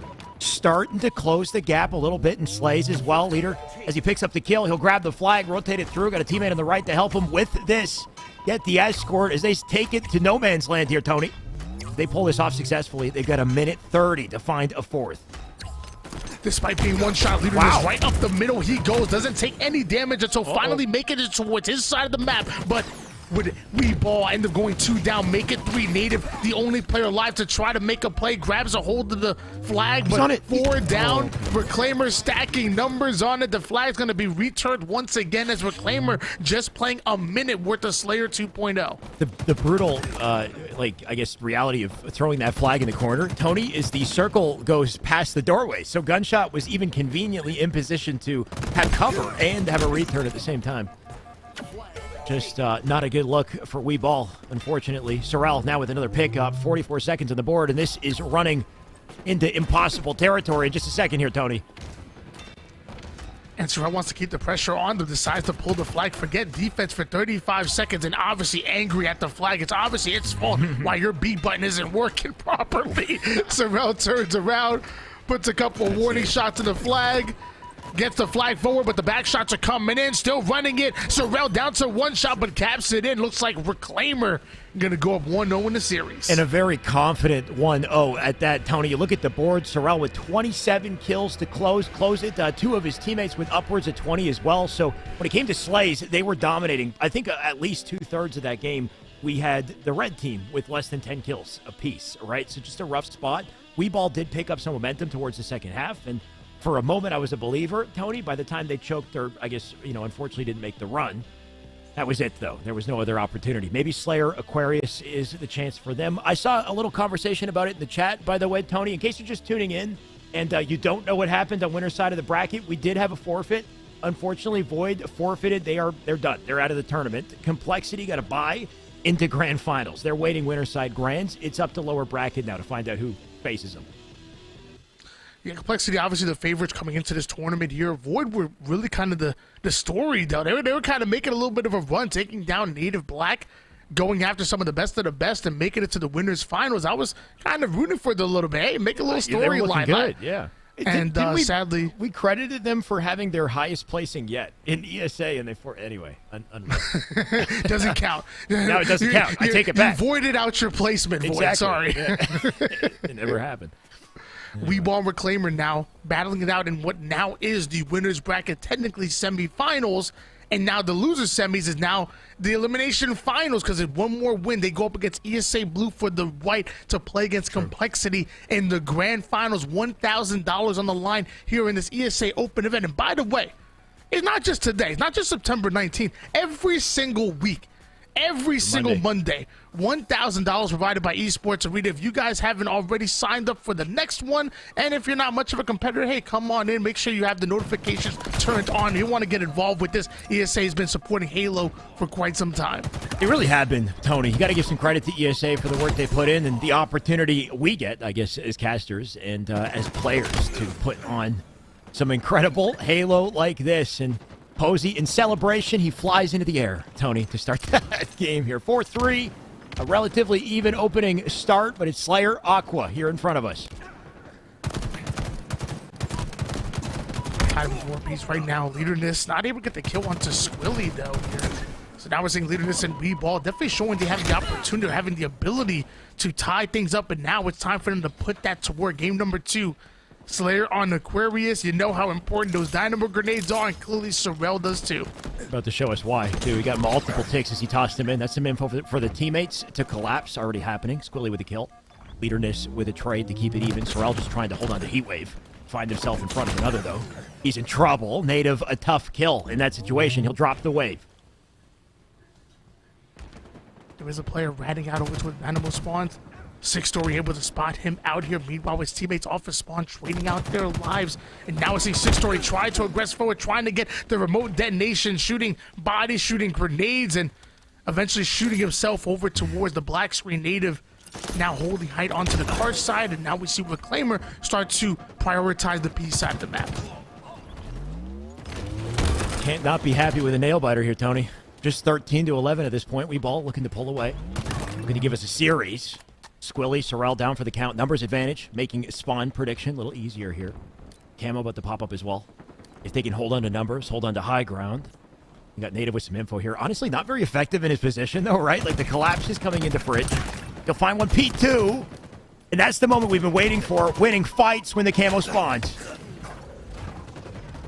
Native the sneaky snake waiting for his opportunity to strike, and when he does, Posey ends up getting away with the active camouflage. Now, Posey have a lot of responsibility on his hands. He has to get value out of this. By the time this camouflage is up, you hope that they widen their lead that they already have. Well, so far it's by 4. Posey gonna make it 5. Clean kill, holding on to camo while he does it. Staying alive bottom mid. Teammates out in util. They can get some info on this player car side. Posey can be the first one. Uh-oh, camo ran out. Right as he enters the fray here, he'll be compromised. Forced to rotate out. Team in position. Thankfully, top map to keep him safe. With this kind of control, Reclaimer, they're in trouble. They're going to have to find some sort of a rotation, some sort of a pick to get out of here. Uh-oh. Posey gets the final shot onto Gunshot, now trying to stay alive over toward the courtyard. You see a two-man push onto the base. Numbers win. Oh, and it looks like Posey didn't even need much of the help. Going in for the Eagle Chow on Sorrel. As Sorrel goes down, Native will fall, but Posey wants to fill in the gap, filling his space. Now it's a 1v3. Heat waves out, though. Posey takes down the second one. It looks like Posey able to get 10 kills without dying. That's a killing frenzy being earned by Posey of Weeball. This man is 12-3. Currently, didn't even realize it. Tony, he's been popping off. Big part of the reason why it is currently 27-20. And Weeball maybe giving us a chance at a game 3. Posey just gonna hold the corner. Oh, this is perfect. Little convenient cleanup onto Squilly. That's 2 dead. And good positioning to find more. And I'm not sure if you touched on this already, Alex, but so what we just found out is even the Void forfeited themselves over towards the winners finals. It looks like they will have an opportunity to play again in the losers finals if they make it back. So, we might see Void back in his. They only were forfeited their winners finals match. Oh. They may come back for their losers finals one. Okay, so you're saying they're not completely gone yet. I'm not sure they're what. They're down but not out. Yeah, down but not bad, I guess, is the... They said, we're not playing complexity in their facility. Apparently. We'll see. We're not entirely sure what's keeping them so busy, but hopefully they do come back, Tony. Hopefully we do get a show here and in a lower bracket finals for the ages. Either way, Posey's looking to put a statement onto this one. Man is just about unkillable. I think he just finally died from his spree. 15-4 so far for Posey. Only 2 assists to go along with it. Come on now. That's just bad Halo right there. Only two assists? I don't care how many kills you got. You got to have a minimum of 5. Come on now. What are you doing? 3. There's 3. He's listening. All right. Well, Tony, I'm doing everything I can, is what I assume he's saying. And more. 38-27. There's not too much more Posey needs to do if they stay on this trajectory, though. Got the entirety of Reclaimer stuck in yellow side of the map. It's up to them to find a pick to escape it, to rotate out of it. And as time is ticking here, Weeball looking to pounce. Native finds himself a flank. The back smack does end up coming in. Six Story will go down because of it. 2 members up here for Weeball. Ball is life, but so is Halo the shots, forcing Native to back down. There's one player now being isolated by himself, and it's Squilly who takes down Common. Native now going to chase him down, but Native gets baited out. And it looks like Reclaimer are able to put 2 on the board, still down by 10 kills. Maybe Reclaimer could come back. Well, full team car side. Got a line of sight to keep the damage up here. Posey finding a 2 in that situation is just wild. But somehow he does it. There's a double just to pad the stats at this point, 17-4. On board now with Posey onto the utility side here. We know that the car side is the strong side of the map here, but Sorrel still thriving onto the B side, stealing away camouflage. If there's any chance that Reclaimer can eat away more at this lead, it's going to be on the back to the active camo. Posey chasing one down, but once again, Weeball get caught chasing and get punished because of it. Native follows up with a huge kill. Squilly gets a double kill to slow down Weeball, and even though Weeball just 5 kills away from taking the game, Reclaimer was starting to gain a bit of momentum. They were. Unfortunately for Squilly, he got tripped up by a nade. They do find 2 kills to answer. Spawner up here, back yellow. Nades in as he does try to deny him, keep him off. 47-40, Reclaimer. Slowly, they had been closing the gap, but that gap keeps finding itself here. Tony, just 2 to end the game. It's going to be a very difficult one for Reclaimer. A slight mistake, and that's it. One more kill needed. Gunshot gets caught by himself, and with that, we see Weeball get the 50th kill and going to a game number 3. 1 game to win it all, to make it into that elimination semifinals, possibly the elimination finals, going up against ESA Blue. I mean, either way, Tony, we got a series on our hands. It's good to see a game 3 finally in this one, and great to see Weeball bounce back. When it comes to Slays, they were looking kind of rough on Bazaar, right? They couldn't really hang. Towards the end, they caught some wind. They carried that into Aquarius Slayer, and totally different game at this point, Tony. Not really sure where to lean. We got King Streets coming up next. Kind of a difficult one to control. If you go far ahead off the beginning on this one, then you've got, quite a cushion, right? The map doesn't really favor you if you're at a deficit halfway through. Yeah, Reclaimer were able to take game number 1, which obviously was an objective, but I don't think anybody will sit here and say that CTF Bazaar plays anything like King of the Hill Streets do. We're talking, practically might as well be 2 different games. Why are we talking about Halo and Call of Duty at this point, as this game number 3 is anybody's game here. Reclaimer going up against Weeball. And again, this is the best of 3. It's go big or go home. Elimination time. Yeah, that's it. Losers out. No more opportunity for them. Winner, I think, gets in prize pool territory, maybe, Tony. So an even bigger deal if you want to stay in this one. Either way, King. Technically, no. Because what? Because of the what we don't technically know about. No. So Void might come back, and if that's the case, it will be elimination finals, and it'll be this elimination quarters into semis. So. Fair. Who knows? Who knows? I just want to watch good Halo. Exactly. If you're in this for that grind, for that EXP. The money is a little cherry on top, but you want that win. You want that experience going. Well, I mean, the money matters too. But... No, they don't want it. Give me the money. Oh, okay. Well, see, if you're doing this for the money, you're doing it for the wrong reason. You need to be doing it for the passion. So everybody that wins prize pool today, give your money. I give my PayPal email. Don't worry. Give your money to Tony. And in fact, go to my stream right now. Start gifting. Tony, this is Halo, all right? If you are not doing it for the passion, why are you even here? Because you can only do it for the passion in Halo, pretty much. Come on. It's pure passion at this point, I think, for this community, and that's why I love it, Tony. That's why I love this competition. So let's see things happen here on Streets King of the Hill. Tony, what would your key to success be? To give me your money and do it for the passion. All right, you're not gonna let up on that, are you? Oh, I'm sorry. Okay. The key to in he's the down. game. He's down, boys. What's the dono code? Do you have like any kind of where can we donate so we can feed Tony's dog? What's Twitch.tv/y._b_casting. Every penny goes to Zoe, my puppy, who's eating Zoe right now. King of the Hill, more like King of the Power Weapons. I mean, we talk about it constantly with how this map plays out.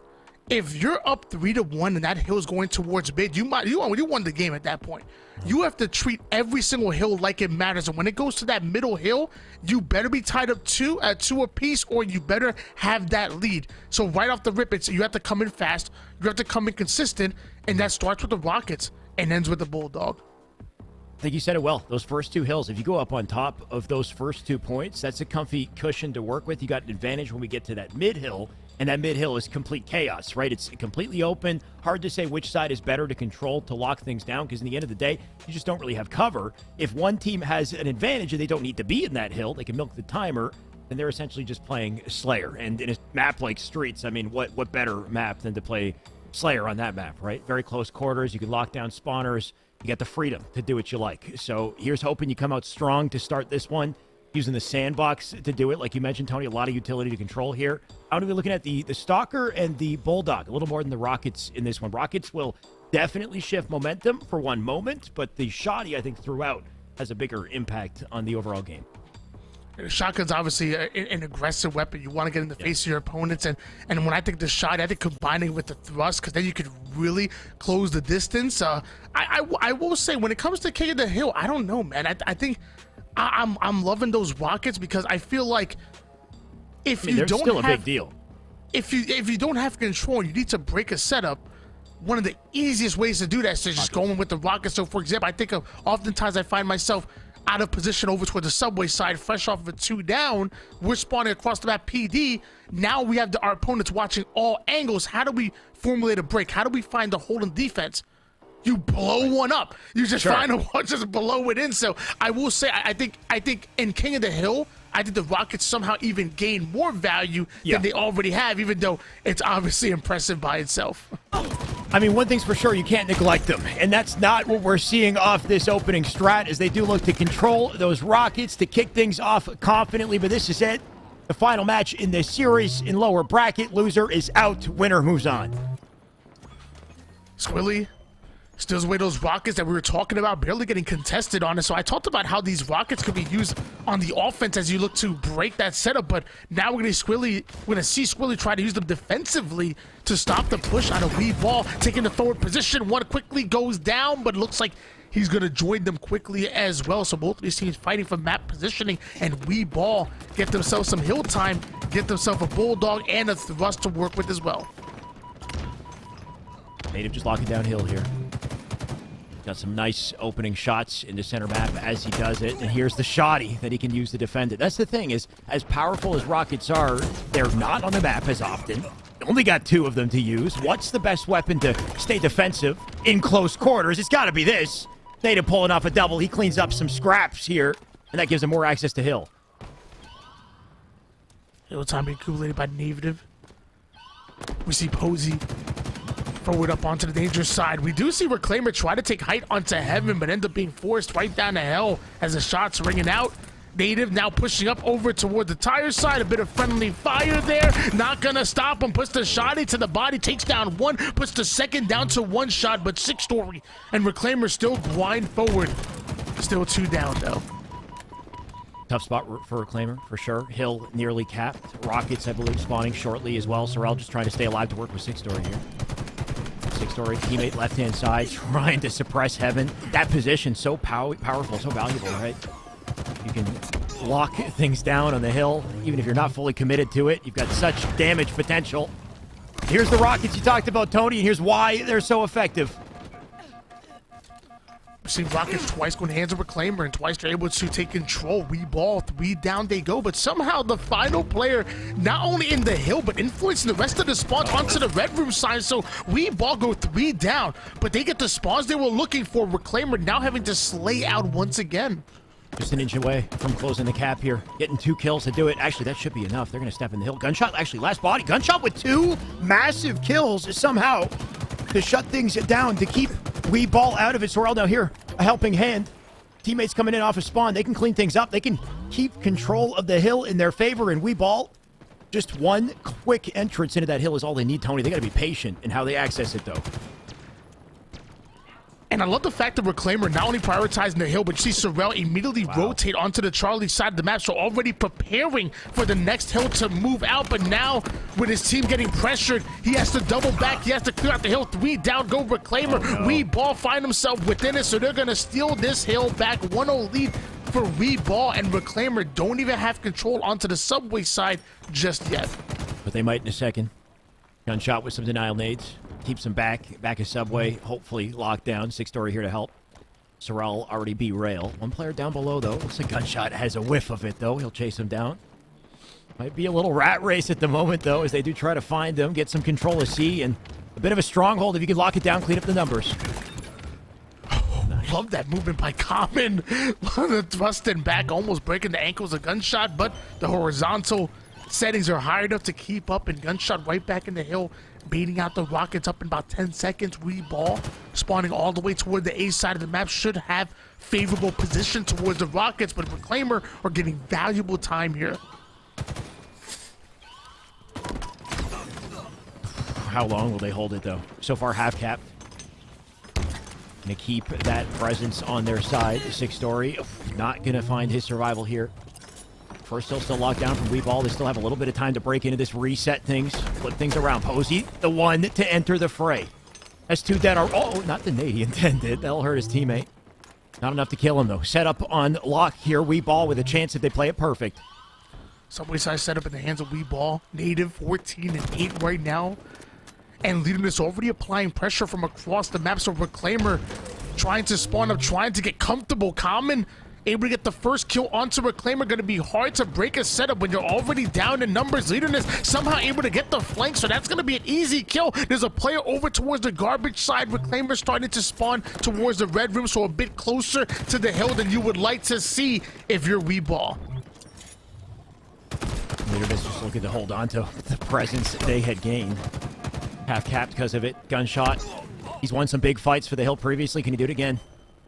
Not just yet. Sorrel still there. 6-story. Nice convenient chance to flank this one. Can he find the kill? He will. And it's getting scrappy here, Tony, as they're looking down to lock down the last links in this one. It just seems like there's no guaranteed bout of pressure here, right? Constantly trading blows. Reclaimer and them going to be down here. Another reset. Having to break the setup time. Dwindling. They might have only one more push, and looks like they're gonna make it count. Too quickly going down for Weeball. Reclaimer now taking height. Gunshot flying right into the action. Challenging. 3 down go Weeball, the final player onto top C with a one-shot Squilly. Trying to a gunshot, trying to do everything possible. Sorrel comes in, clears out Subway, but somehow Weeball able to steal a 2-0 lead so far, and they're already having advantages moving to the 3rd hill. This is the point that we had kind of worried about, right, Tony? 2 caps already to get things started. If they cap 3, it's just about impossible, I think, for any team to come back here. Weeball with a comfy cushion of a lead to work with, and they can look to extend this as well with 3 hills. Reclaimer, this is their last real shot. They need this hill for any chance of survival.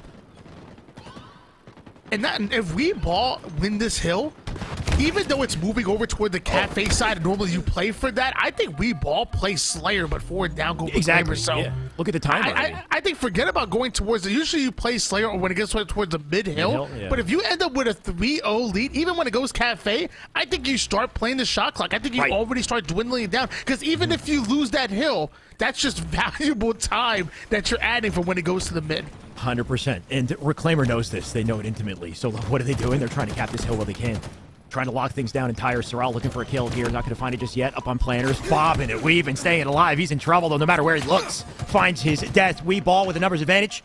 Can they hold it? Gunshot dead. Squilly in trouble. No time for a drop wall. That's a setup in A. 3 down go Reclaimer. Weeball starting to push forward. Native gets himself a Bulldog. And now Native trying to clear out the purple street. Shots not quite able to connect, and even with the Bulldog, can't quite find the kills that they're looking for. Weeball in that hill. Time dwindling. Reclaimer, you gotta treat this like this. You gotta treat it as the final hill. You gotta get them out. There's no way they can go up 3-0 and you expect to come back from this. Locking this one down just a sliver away. Reclaimer sliding in, getting a little desperate at this point. Can't afford to lose it. Native and Weeball looking to take advantage of this. Up through tires, melee. It didn't connect. He didn't hit it. That's 2 dead. Little lease on life for Reclaimer, trying to hold on control of this, getting pretty close to a capture. And Weeball, can they upset it last second? They might not be able to. 1 sliver away. Rockets, I believe, coming in. 6-story with a kill. He's got the help of the team. Here's the Rockets. A last-second rocket as he does pick up a double. But thankfully for Reclaimer, it's enough to at least get a point. It's a big cap by Reclaimer, but their job is not done yet. They still want to go towards this middle hill, at least tied up, making anybody's game. Weeball still having all the advantages possible. Native having a commando and connecting with the 21 kills so far. Posey clearing out that hill, knows exactly where Reclaimer are coming from. Denial grenades already in, but forced to back down and can't quite stay alive. You talked about playing the shot clock, Tony. Now, I don't think that's an opportunity as much for Weeball. No. They definitely do want to lock this hill down. And then once we get to center map, then you're right. We do start to see that, play for time, play for slays. But it all starts here. And Reclaimer, despite shutting out 1 hill, they got a lot more work to do. They got to get this one quickly. It's slipping away. Weeball once again find himself in the zone. Reclaimer find himself nowhere to be found towards here. They got to get him out of this hill, and sadly they're not able to do so. I don't know how he wins that individual piv, but Weeball going up 3-1 so far, and now we're going into the hill of death. 2 minutes on the clock for Reclaimer to try to hop in this hill where no matter where Weeball spawn, they'll find an angle on it.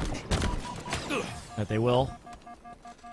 3-1 at this point. Native just holding things down from the back of the base, and like we said, they can play some Slayer here at this point. They're getting slayed, though, I guess, in the meantime. They get 3 dead. Reclaimer going to lock down some early time on this hill till Leaderness finds a flawless kill on them.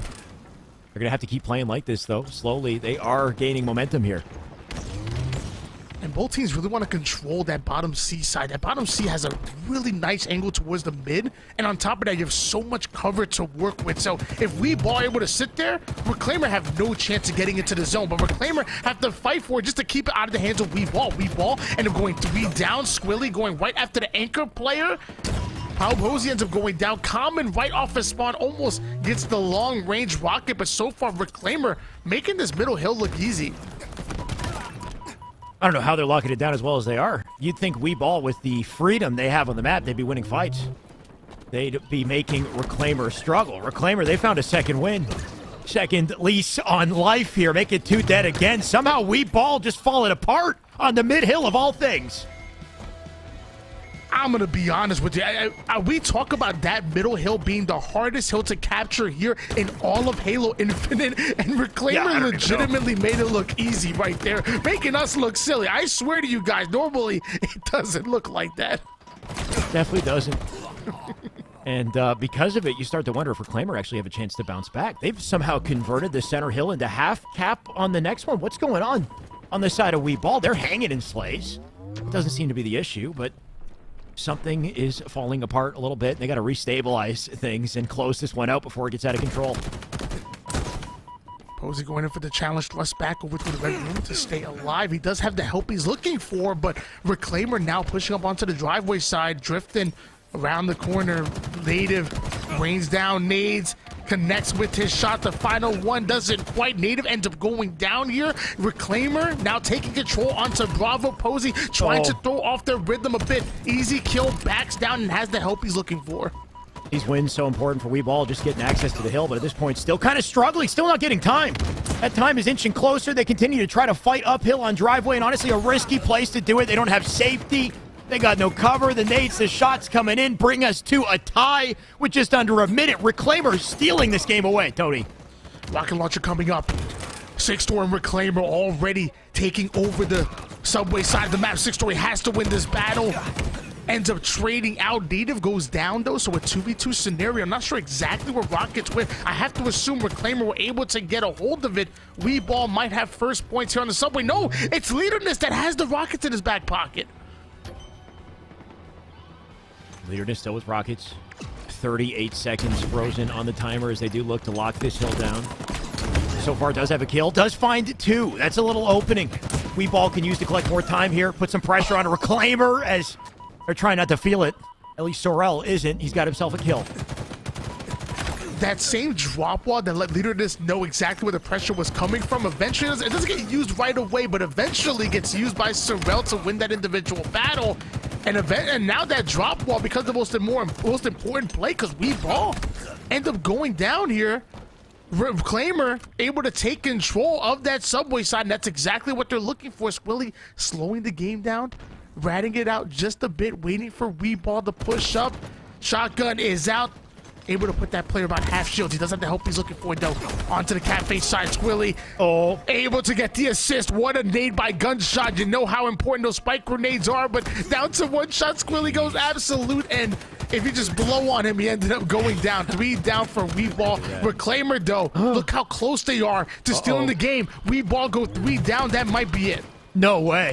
This is it. I think this is it right here. Last second, they got to get to the hill, and they will make it. And Reclaimer, somehow, despite being down, 3-1, starting with the middle hill, they slowly but surely come back and steal the game.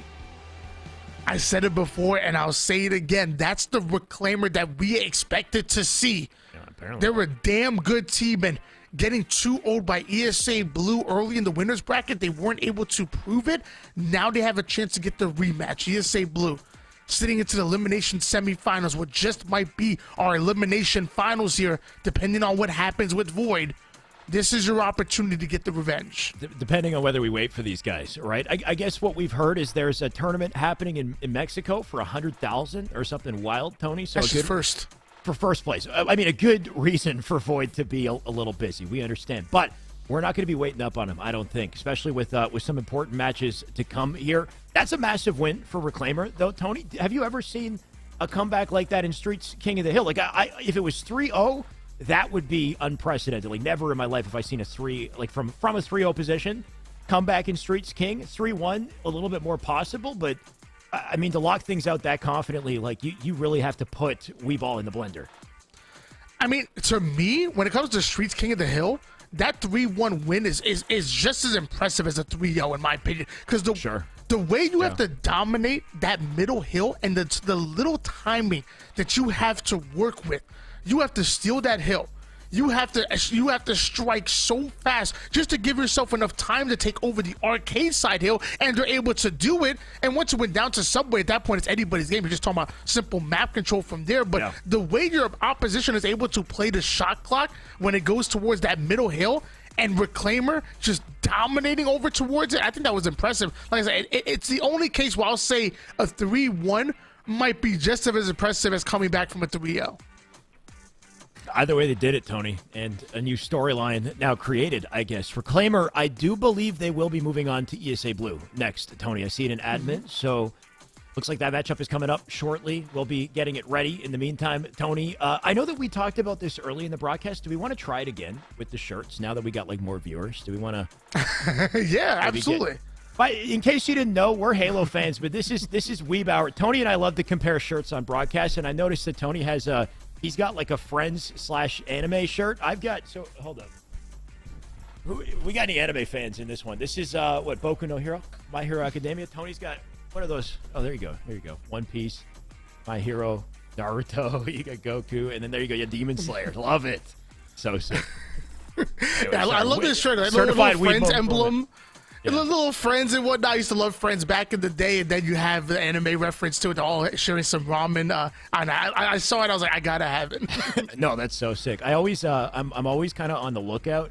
Usually, like Hot Topic, I think is a good spot, but like different places will have, you know, anime shirts, and yeah, just try to find something different, something exciting. Either way, you can let us know in the chat if you're weebs as well, as we do get ready for our next series. I believe this has got to be losers finals, considering how things have been going, right, Tony? Reclaimer, ESA Blue, the winner of this, an opportunity to face Complexity in Grand. So a big deal, best of 3 right here.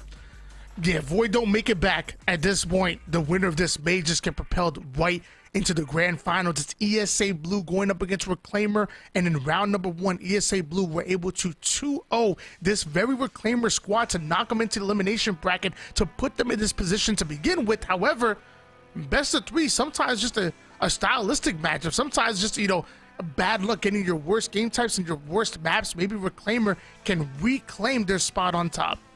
They got some momentum, for sure. I mean, with a comeback like that in King of the Hill, that's got to feel good. That, you know, puts you in a great spot going into King of the Hill again. I guess with Live Fire, they're in the comfort zone.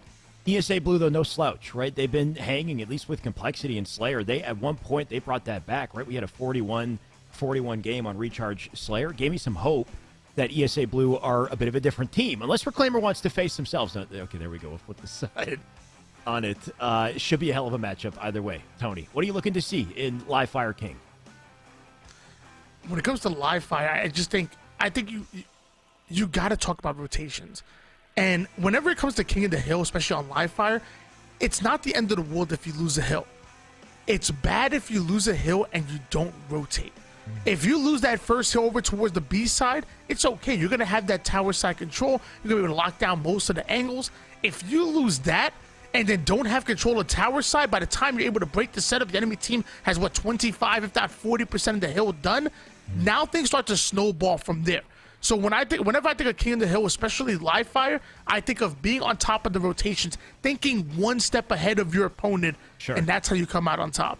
And it really is a thinking battle, though, right? Because you can, as long as you step in the hill, you can pause it if it's a sliver away and technically save that thing, lock it down. On the other hand, though, obviously you're taking a risk. Some teams, like we saw with United, they know that you have to risk it for the biscuit or whatever, to go to the hill and give up your rotation to the next one. So what United will do is if they're a sliver away from capping, they'll set up around it. They won't finish the cap. They'll start to bleed the timer early and, kind of incentivize you to go try to collapse and stop it and ruin your rotation to the next one and to finish the hill at the same time. So there's a bit of a mind game that's possible if you're, as a team, or if you're willing to risk it, I guess. We'll see, Tony. Yeah, well, definitely some counterplay opportunity there. Like, even if you don't go as that big brain with it, you want to even pull it back a little bit. If you're about to cap that hill, just stepping out of it and giving your opponent, you're giving one of your teammates enough time to just like sneak over towards mud. Sneak over towards the backside. Just let them get in positioning as opposed to playing the shot clock at that point and then jumping in the hill and capturing it and whatnot. So even if you don't want to think like, because I mean, that's a 36 move ahead chess move that Vardy was doing back in the day. I think eventually, it didn't even work for United, sadly, but it was still a really good thought. Even just pulling out and allowing one or two teammates to get over towards the opposition side, I think that's a good strategy in its own. I think with live fire specifically, because of the way the hill rotates, if you have control of the first one and you've got positioning on Nest, you have access to the second one as well. So I think that's the game plan. The mental there is, how can we lock out the first hill, but also secure some good positioning so that we have a sight line to cut off that early rotation and make it difficult for them to set up right away as we still collect the capture. So kind of the double dilemma, the balance of it all, Tony. Either way, we could, talk shop about this all day, I'm sure. Can't wait to finally jump into this one, see how they play it, see these strategies play out, and see what weapons they use to execute them. We talked about ESA Blue beating out Reclaimer earlier in that winners bracket. It was actually Complexity, the team that's waiting the winners finals, that was able to take down ESA Blue to put them here in the elimination semifinals. Meanwhile, we saw Reclaimer having to get a game 3 win against Weeball just to earn their right here. So if there's any team that's warmed up, if there's any team that had momentum that you kind of alluded to before, I'd have to say it's Reclaimer. Their sticks have been moving. They've been playing high-level Halo so far. Meanwhile, maybe ESA Blue to warm up. Maybe they were playing a little matchmaking, maybe a little 2v2s, or maybe they were eating ramen. I don't know what they were doing. But as of right now, Reclaimer, they're warmed up. 3 solid options to warm up, in my opinion, Tony. I mean, ramen's going to internally warm you anyway. You're good to go there. I think we're just about ready to jump in the game finally, so let's see it underway. Let the BRs do the talking. Live Fire King of the Hill going to be our game number 1.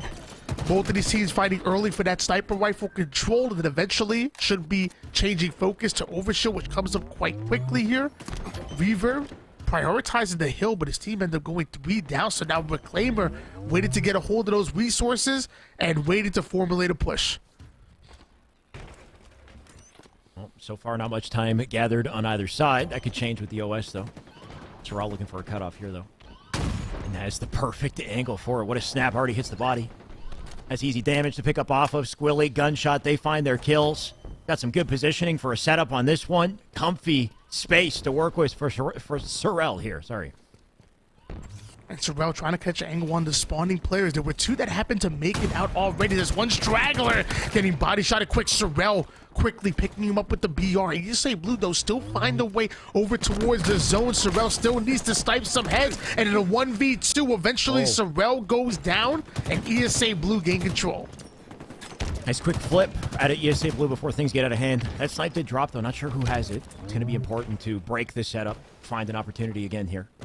Gunshot with Sorel. They can work together, try to make their way through that doorway. Pac Mandela, though, he has the snipe. He's got an opportunity to take some of them out of existence here. And there's some of that Nest side control that you were talking about. If you're able to steal away that hill and you're already sitting over towards Nest, you have a great rotation opportunity. You also have a great shot onto Sorel, the line of sight. Now setting up the other one. A second kill comes in. Pac Mandela starting to heat up. Even the BR Connect story gonna put him down 6 feet under, but it's ESA Blue find himself in the hill once again. Reclaimer only having one last push. Squilly and Sorel with the back-to-back kills. Reclaimer now have to play near perfect Halo to defend this hill. And where did Reverb just come from? Sneaky, that's for sure. He broke in. Maybe an opportunity to break a setup potential here for Reclaimer. They've got the heat wave to make it happen. And And if they can play well together, they could keep it this way. You can see the OS in play here, too. It's Gunshot with it. Got a lock onto Nest. They're about to cap this hill. Combo in the hands of a blue player here. He actually... Wait, he didn't hit with it, I guess. Or Gunshot's just the Terminator. He's indestructible. And look at the positioning. Reclaimer has an easy rotate, to C to set up for the next one. I thought the shot connected, but I'm seeing the green goo all over the wall. Clearly, it was just a bare miss, and Gunshot uses all of that overshield. 6-story and Sorrel back-to-back kills, so ESA Blue started with half their members down. The third one's gonna fall, but Squilly, the final player alive for Reclaimer as well. Momentary 1v1. ESA Blue now getting the favorable spawns onto the Charlie side of the map. We're gonna have to see Reclaimer break the setup that ESA Blue are about to formulate. Reverb the opener. Snipe in the back pocket. Looks like he won't get to use it. Unfortunately, they're going to kill him. There's a nice position out of Squilly. Cleans up another. Access to tower secured. Up to Alleluia and the rest of Team Blue to find an opening. Looks like they won't just yet. Alleluia, he's in trouble too. That's Sorrel with 2 kills back to back as they continue to lock down tower side, and ESA Blue in trouble here early on. Look at Alleluia, by the way. He's currently goosed on the loose. Sorrel sitting up high here, Reclaimer having a bit of control onto the tower side. One last push for ESA Blue. They're able to prioritize the player over toward the cuts, but can't quite get the hill. Find at the final split second, they're able to stop Reclaimer from coming in. So ESA Blue having the opportunity to lock down all these lines of sight, not only for the overshield, but over towards this hill. Reclaimer should be pushing up onto the Nest side already. Is this the start of something special? All of a sudden, ESA Blue, they got everything. Pac Mandela going to look to hold on to a teammate in front. Comes out with the trade. Snipe in hand. Not going to hit it. Pac got to reload. Thankfully, you missed the skill jump. Gives him a little time to finish it. There goes Sorrel. And there goes Squilly. They get 3 at this point as they clean things up. A sliver away from the cap. ESA Blue, they're not done with this. 3 down, go Reclaimer. So there's one more player trying to get in positioning over towards the mud side. We see 3 players spawned up over towards B, but there's 1 player over on the backside. Pac Mandela's looking for him. He's already in the fight. Gets in towards the zone, able to trade out his life here. Pac Mandela now advances forward, able to clear out the one-shot player. The nades are coming in. Reclaimer once again 3 down, and ESA Blue might have committed highway robbery as we tie up the game 1 apiece. They definitely just did, Tony. They stole that away last second, and finally Pac is hitting shots here too. Use that little bit of momentum and inject it right into A. We'll see if they can do it. Of course, 2 dead here. Pac going to be forced to play slow, play sneaky. Good timing to get himself at least a trade. Repulse a second away. Not enough to do some real damage to the fortress that is Reclaimer, though. We got to point out the stats that Alleluia kind of brought up earlier, but 2 kills, 0 assists to go along with it, only dying 9 times. Damn. These are not the stats that we expect to see from Alleluia, especially earlier where he was really going off. They need him to step it up, and they need it bad. Reclaimer already about 75% done over towards this hill. Alleluia does step it up. His 3rd kill on the board as Reclaimer find himself 3 down. ESA Blue able to create the break. Meanwhile, Overshield's up in about 10 seconds. I was about to say, Tony coming in with some words of inspiration for Alleluia. Make him pick up the game here. 3 and 10, still not the greatest look, but enough to thankfully get ESA Blue some access to the hill. Big pickup on OS there, too. They might be able to grab it. 1 player on Keydor. Reverb should be aware of it. Nade in, though. Beautiful nade, and Reverb wasn't fast enough with the repulse to stop it. Was that Squilly turning 1 into 2? That OS down is on the other side of the pedestal. Squilly backs off from the fight. He gets the kill on the Firebird. He's coming back. That OS, I think, still in play. They're still dogpiling on top of it. ESA Blue, can they get it? I don't think they did they? Where is it? That overshield might have been burnt here. Yeah. Or an AI scan should reveal the positioning for either one of these. So if it was down there, so I'm sure Squilly would have already had it by now. So Needler and Repulsor in hands. Reclaimer up 2-1 so far here. ESA Blue, though, were able to get away with the sniper. Over on the tower side, Sorrel tried to do as much damage, able to take down 1 off his screen. Now trying to go in for the second one, even though the push is coming from multiple angles. Reclaimer somehow find the kills that they were looking for. Sorrel takes on the 1v2 and emerges with the sniper rifle. And I think it's all down to that wide split setup from Reclaimer. You had 6-story in A providing cover fire, making it easier for Reclaimer in back hill to continue to get time. They locked that out perfectly. I don't think we saw a single answer out of ESA Blue thanks to the perimeter they held on to. Now these boys are in trouble. Here we are, the 4th or I guess 5th and potentially final hill, unless ESA Blue play perfect Halo. Gunshot and Reclaimer know how important this tower side control is for this middle hill. It's possible to win it over with the A side, but just making it as hard as possible. ESA Blue and Reclaimer both 3 down. The nade started to come in as Reclaimer looked for an opportunity. Can't quite find the damage, and Pac Mandela puts Squilly on a stretcher. Forced to back down, play his life, but he's still applying pressure, still getting forward, takes down yet a second one. All of ESA Blue getting value, and Sorrel, watch your step. Yeah, he went for a swim. Thankfully, he's got a respawn timer. He'll come back, get back into the action here. Fortunately, they won't be getting that OS, though. ESA Blue on top of it. ESA Blue, from the deficit, they might still have a chance if they keep playing the way they are. They got control of top mid, rotation from Firebird. Little flank opportunity. They got to get to the hill quick and keep that pressure up. Will this OS pay off? He's about to run into 2 for it. Finds 1. Teammate there. It's enough to stagger him, but not enough to get control.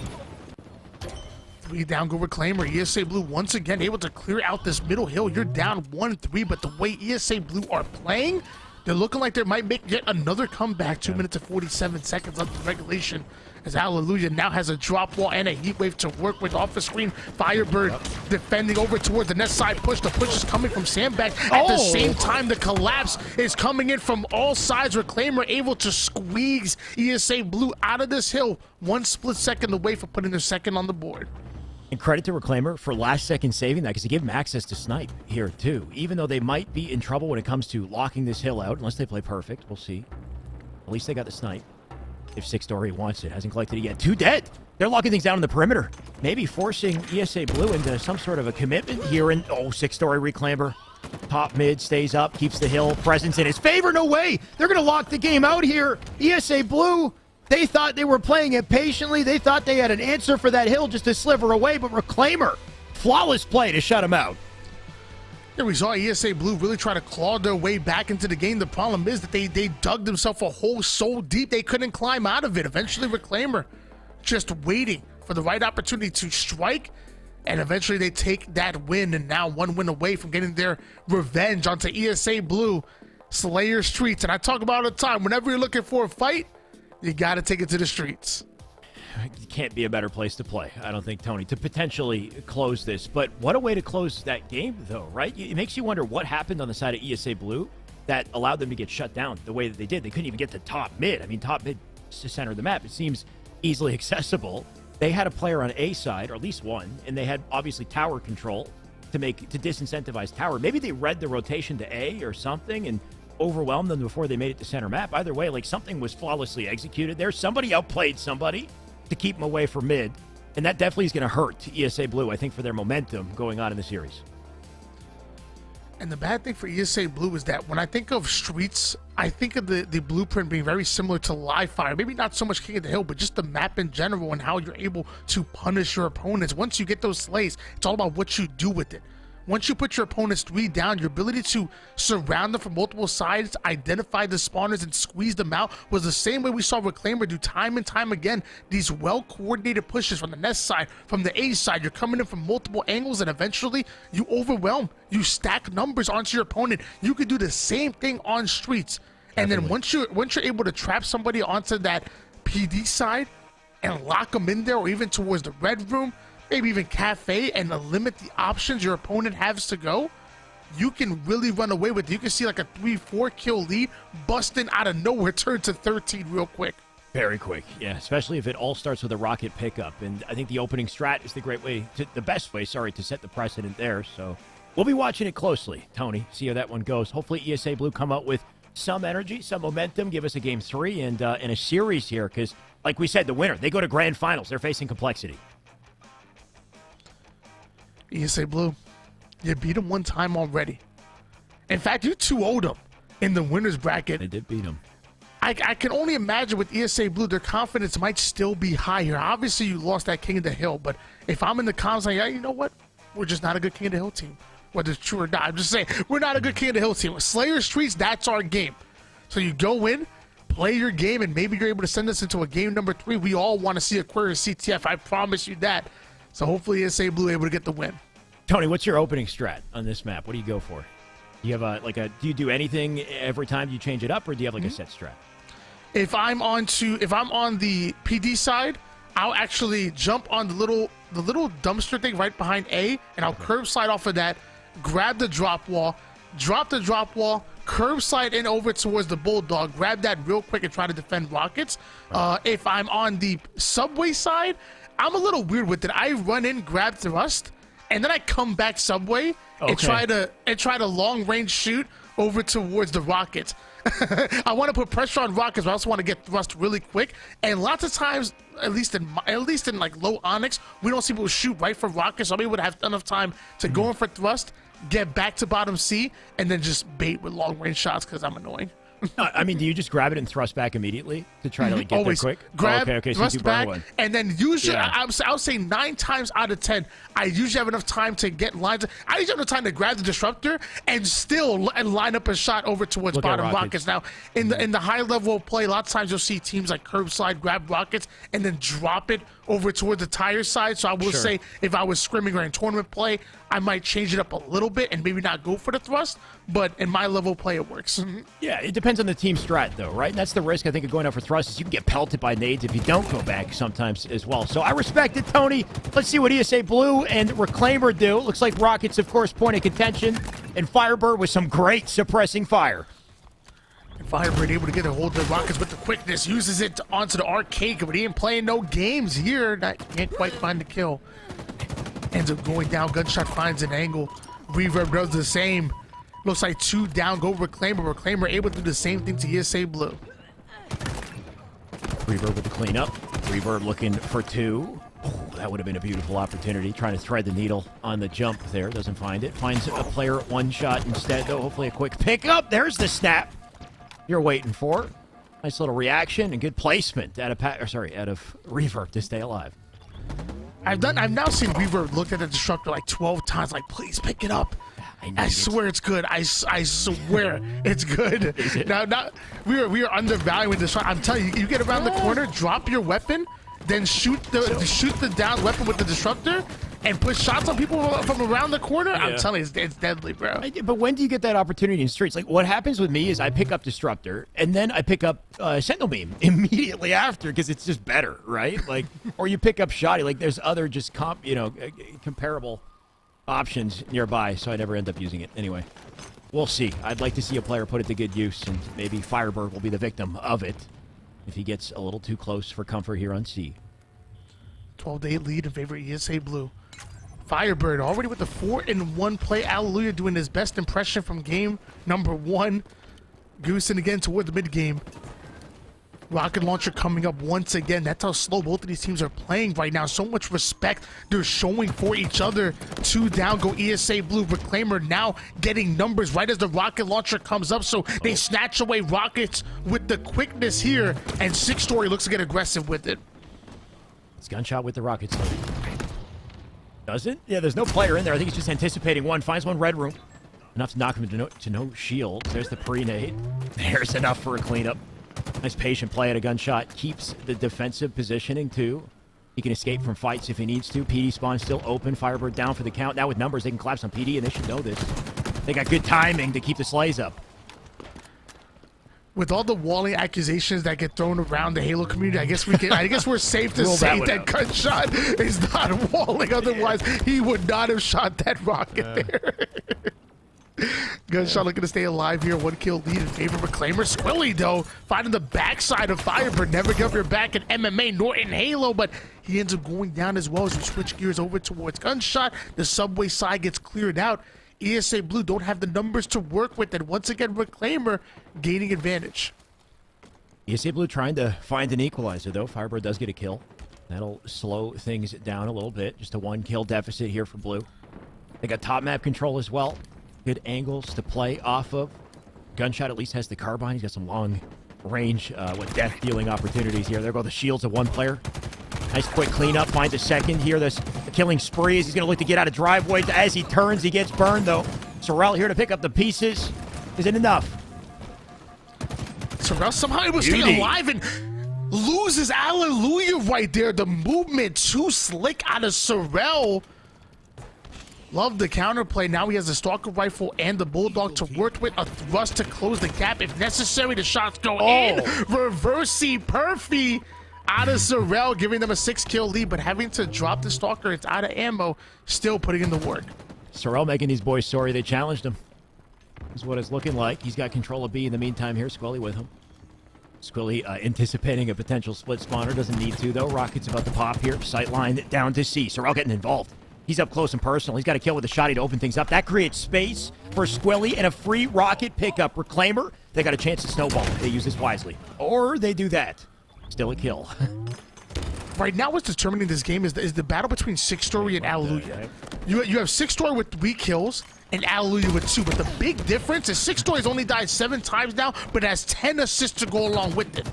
Alleluia does not have the assist to compete right now. If you're not getting the kills, you better at least getting the assists. You better at least keeping your deaths low, and sadly, that's not happening. But Firebird with the triple kill, bringing the fire indeed as he looks to heat up, turn ESA Blue's luck around. The shots are ringing out, and I believe that player had rockets, so that the rockets end up in the hands of Gunshot. Firebird immediately gets the kill, does a little 360, a loop-de-loop and pull, and the rocket is looking cool. All right. I mean, it was a net positive in a big way, I guess, in the end there. Unfortunate kill himself with a nade, but 360 rocket, I think, made up for it. And was enough damage to even the game a little bit. A 4-kill deficit. Reaver trying to bounce out of a bad spot here. Got some cover from Firebird, who's coming off of a heater into another. Firebird able to get the double kill, but ends up going down. Alleluia comes in to clean up the pieces, and now we're starting to see start to grow. We're starting to see the kills coming in for Alleluia, backing up his teammates and backing up Reclaimer as they try to take control of the B side. ESA Blue only down by a few kills now. This is looking much more possible than it was in the early game when they were down by double digits. Alleluia, if the BR ain't connecting, whip out the assault rifle. That's right. Swap don't drop. Pulls it out nice and quick, ready for the fight. Cleans up a player because of it. 39-40. ESA Blue, they have brought this back. Just a 1-kill deficit here. Rockets. I mean, if you're going to give rockets to anybody at this point, give them to Firebird. He's been popping off 15 kills to his name. Unfortunately, the first one's a dud. He's got to find something with a second. 3 players in front of him. He gets so much value out of the rockets. I'm surprised Reclaimer are willing to stack the way they are when they know the rockets are in play right now. Firebird lines up 1. That's going to be a quick kill. Reclaimer now still spawning onto the cafe side, so ESA Blue got to be careful. Apply pressure, but don't go down. Nades start to fall. Reverb ends up getting himself the kill. The drop wall will defend for a bit. Reverb now getting caught between a rock and a hard place, and the hard place is Reclaimer. What do you say with explosions? Rock, hard place, and a bomb? And a boom! And a boom! Okay. Well, that's what happened to Firebird, unfortunately, Tony. 46 because of it. 3-kill deficit. Yes. ESA Blue stuck in the... Wait, why is that yes? Are you biased? He picked it You've been really anticipating that, haven't you? We didn't even get to see it in play. It's a man of honor. He's got it in the back pocket. There you go. Just for you, Tony. Alleluia. We'll see if he uses it. He's got a thrust. He's got a disruptor. They need something. And the disruptor, unfortunately, isn't the answer. 49 now for Reclaimer. 1 more kill needed. Reclaimer using the movement, does Sorrel to stay alive, and it looks like Reclaimer do indeed get revenge the same way ESA Blue were able to 2-0 them in round number 1. Reclaimer 2-0 them on their way to hopefully what might be the winner's bracket finals. And revenge like this is a little sweeter, Tony. In lower bracket, that's it for ESA Blue. Unfortunately, their tournament life ends here. Reclaimer, they move on to grand finals. Tony, we got a best of 3 grands coming up. It's Complexity, which is a hell of a competitor to go up against, but should be a hell of a banger, I think, Tony. What a match to close that. ESA Blue, some signs of life, though, right? Some brilliance. I think Firebird with the Rockets, especially going out, I guess, in a blaze of glory for that one. Yeah, it was just insane. You can tell he plays on a pretty high sense. I want to say that definitely isn't like a 6. That's more of like an 8.5, very similar to like a Tylenol, the way he was able to 360 around. I'm going to assume he's on an 8 or an 8.5 sensitivity. And you would know, or at least the acceleration's up there.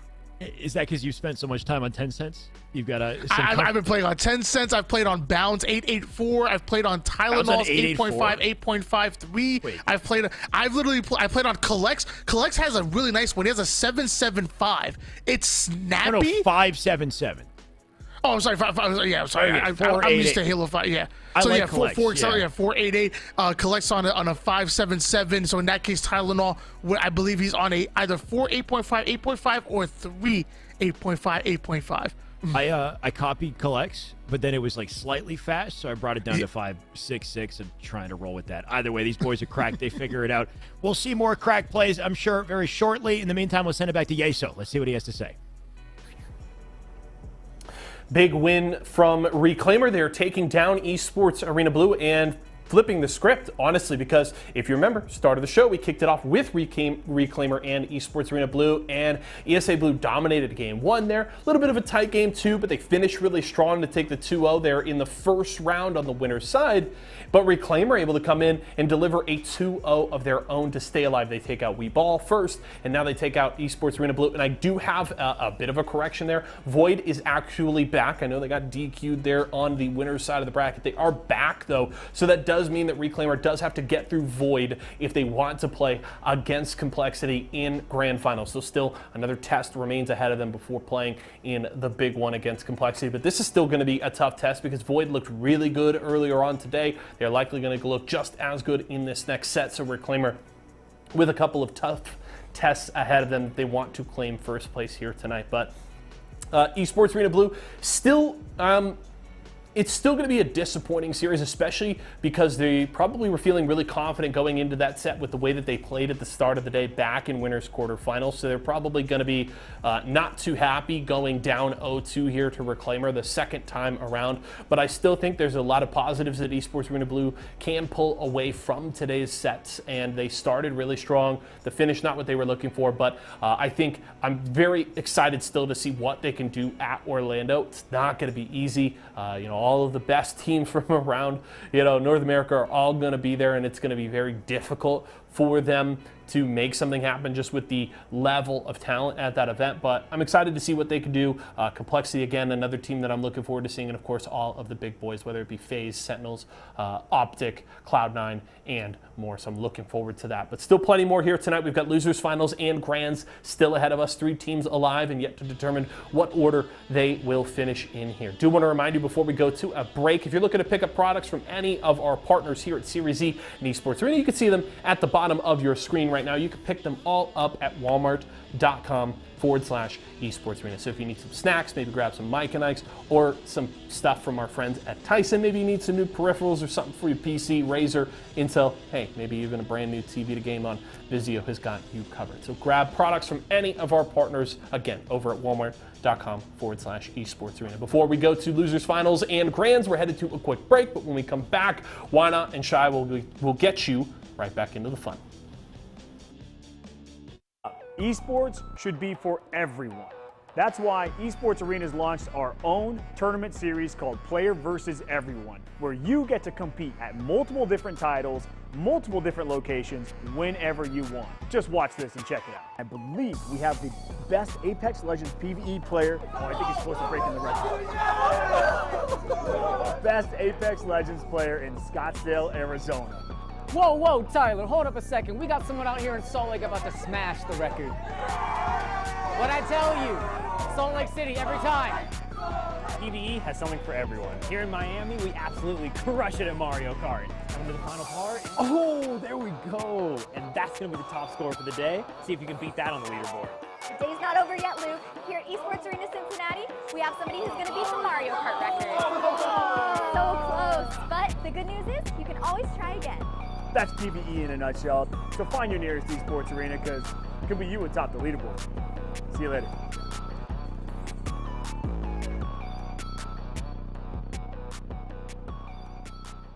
When the chicken is this crispy and this tasty, it doesn't matter what else is for dinner.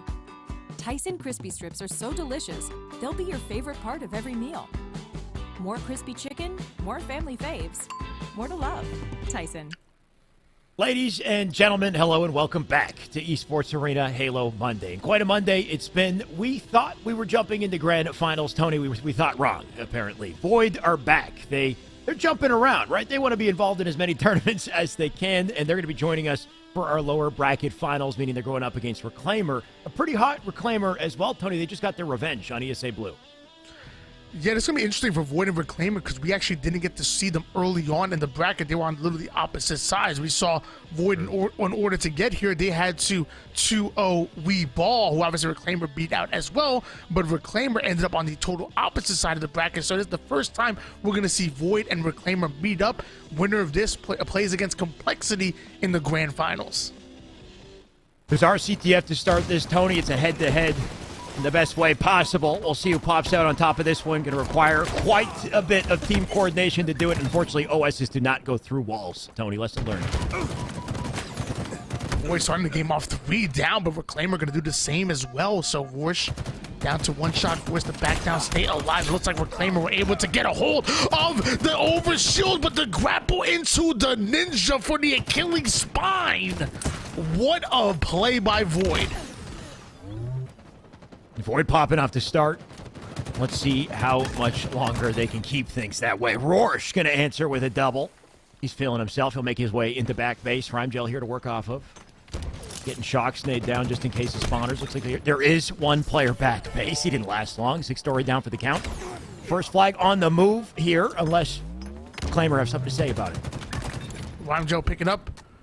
Reclaimer, I do have something to say, but it's not very loud because we see Rorsch and Void running that flag. Not sure exactly which way to go. Going to double back towards the BR side. That's exactly where the team defenses are coming from. But Reclaimer and 6-story coming right in, seemingly out of nowhere, to stop the flag from moving forward. Strikey still already pushing up over toward the palm side of the map here. Not quite able to grapple it, so the flag's going to sit over towards the mid-map. I'm just trying to get a touch on it here. Shoddy in hand to do it. Does collect it. Doesn't even shoot the shotgun, though. That might have been a risk for him. Ends up dying for free because of it. They're on top of the flag looking for a re here. 6-story looking for blood, apparently. Finds a shot. Not enough to... Oh, enough to stay alive. One of those fortunate moments when the spike doesn't really do enough damage to kill your opponent. Now 6-story, at least on life.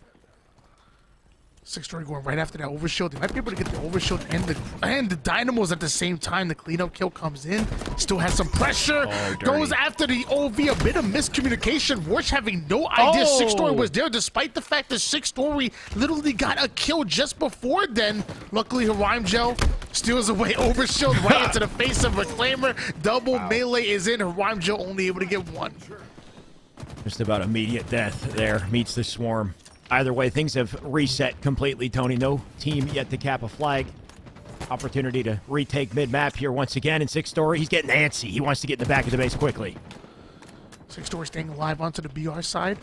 Multiple members of Void know exactly where he's at, so he's going to give up his height advantage to land on a couple of team grenades that takes him down, not before getting to kill himself. Lure dude does the same, though. The drop down comes in, thrusts back, not able to get the kill. Rorsch from across the map right as these rockets are coming up and being fought over this BR control. It looks like 6-story Reclaimer should be able to claim hold of the rocket launcher. He's got it in hand. We'll see if he can put it to good use. Teammates with him, already up front, already going to get aggressive. Spawners looking to play defense here in the base. Boy, going to have to hold the line to do it. 6-story trying to be patient, take his time on the push, make sure he's working off of the team as he does this. They got to execute perfectly here. Gunshot gets the first kill. 6-story taking down his teammate and the opposition at the same time. Long range shot going to come in, though. 6-story down to 1 shot.